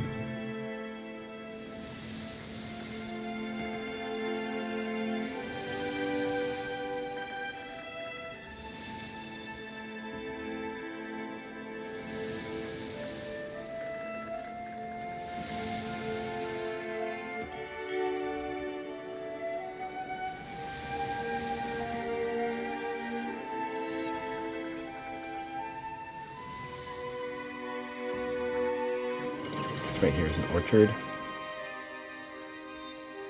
There's a briny grotto. That's way too difficult for me at the time. And here's an orchard. There's a settlement here that allows us to trade with them. So I did a little bit of trading. I think I sold some of my equipment. So if that happens, I will skip through it.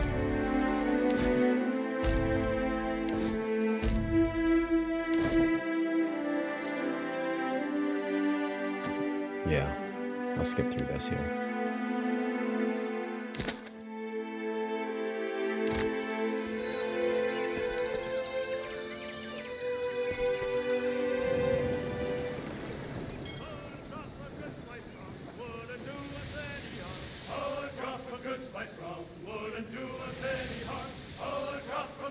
I wonder if that's a bounty up there in the briny grotto. The ship crests a high wave before plunging into the next trough, shuddering down its length. Clinging to the rail, Eld Ingram shouts orders from the aft castle as water rushes across the deck. Oswald points into the rough sea. Something ahead in the water. Continue. A massive pale gray form appears briefly in the water ahead of you, disappearing with a flash of a flat-finned tail. What in Andra's name was that? Eld Ingram shouts. Identify it. Adair swears. It's a kilotalic. See the horns? You've heard of such beasts, large carnivorous whales known to punch holes through the sides of ships. Probably should have readied the cannons. Oh, I try to let the creature pass in peace first.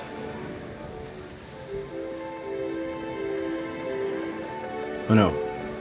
I'm sorry, I turn this way and get out of here. Aye, Captain. Eld Ingram shouts orders to Beadle at the helm in the hands of the rigging. The crew scurry across the deck to the commands. Beadle stares ahead, eyes narrowed and knuckles bloodless from the grip they keep on the wheel. A sound like a blade running down the shield issues from the starboard hull.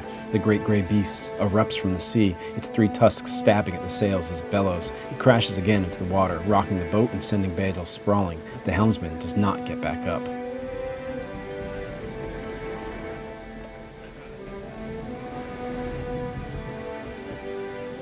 Grab the spears and prepare for a hunt. I thought maybe if I did the ready cannons I would have to do ship battle, but that was probably the right choice.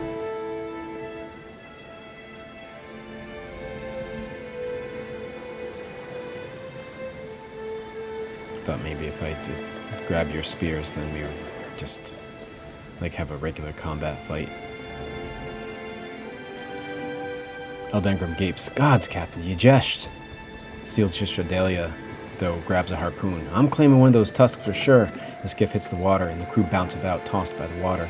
The crew's oars churn the sea as they close in on the kilotalic.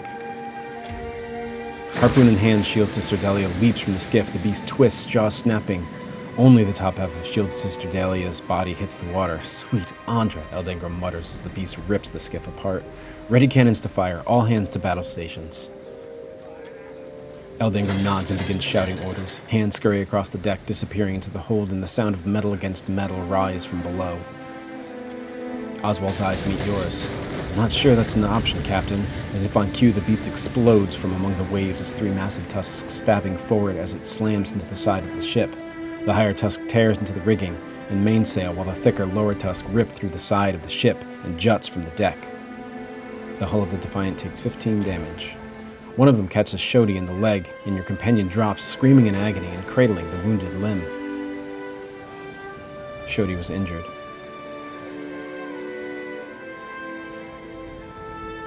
Going to throw an explosive at it, I think? Yep. You take stock of what you have available. You want to throw a grenade? Have Aloth do it. Aloth hurls the explosive directly into the beast's blowhole. You've lost an item, a grenade. The beast's back erupts in a cataclysmic blast of blood and viscera. The whale's tusks remain lodged in the ship, and its blood slickens the deck, but calm again falls over the Defiant. The crew gather, quietly clapping one another on the back before they begin harvesting the beast. Gained morale, and we got some Mohara mare, that's a whale meat.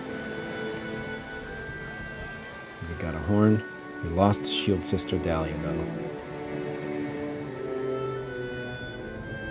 I believe at this point I decided that I needed to go and upgrade my ship. I still have the original ship. It's not looking too good, and if we're going to keep exploring, going to more difficult places, then we'll need a ship that can withstand a little bit more pressure. Plus, I think I lost a surgeon, or I don't have a surgeon. Yeah. So we needed to hire somebody to do that as well.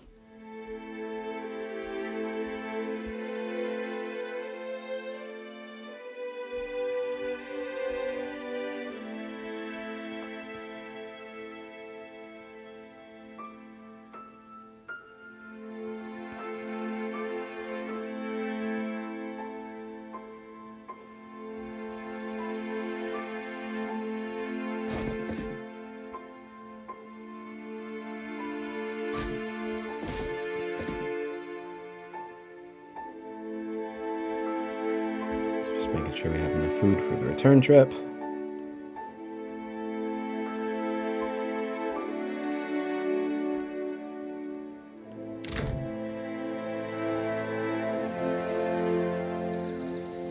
It's a difficult fight right there. So this whole area has got some red difficulty things that I just want to avoid for now, especially since my ship's not looking too good.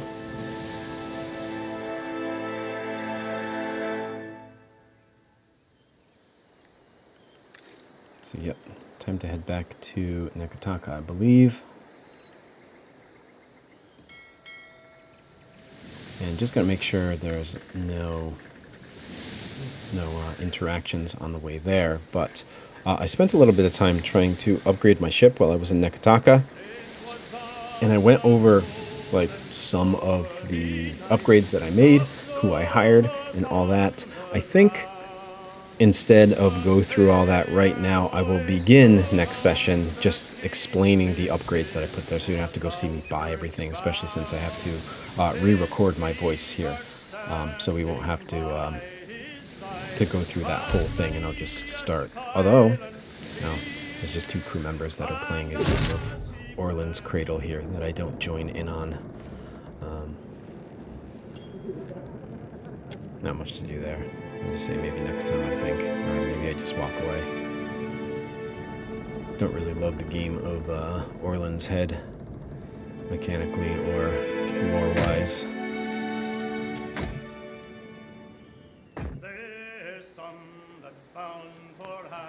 So yeah, as we head into Nekataka, thank you as always for joining me. I'll go over my ship upgrades at the beginning of the next one. Please let me know if you have any questions, comments, clarifications, those kinds of things. I always love to hear from anybody, and I hope to see you next time for more sentences and paragraphs. Bye, everybody.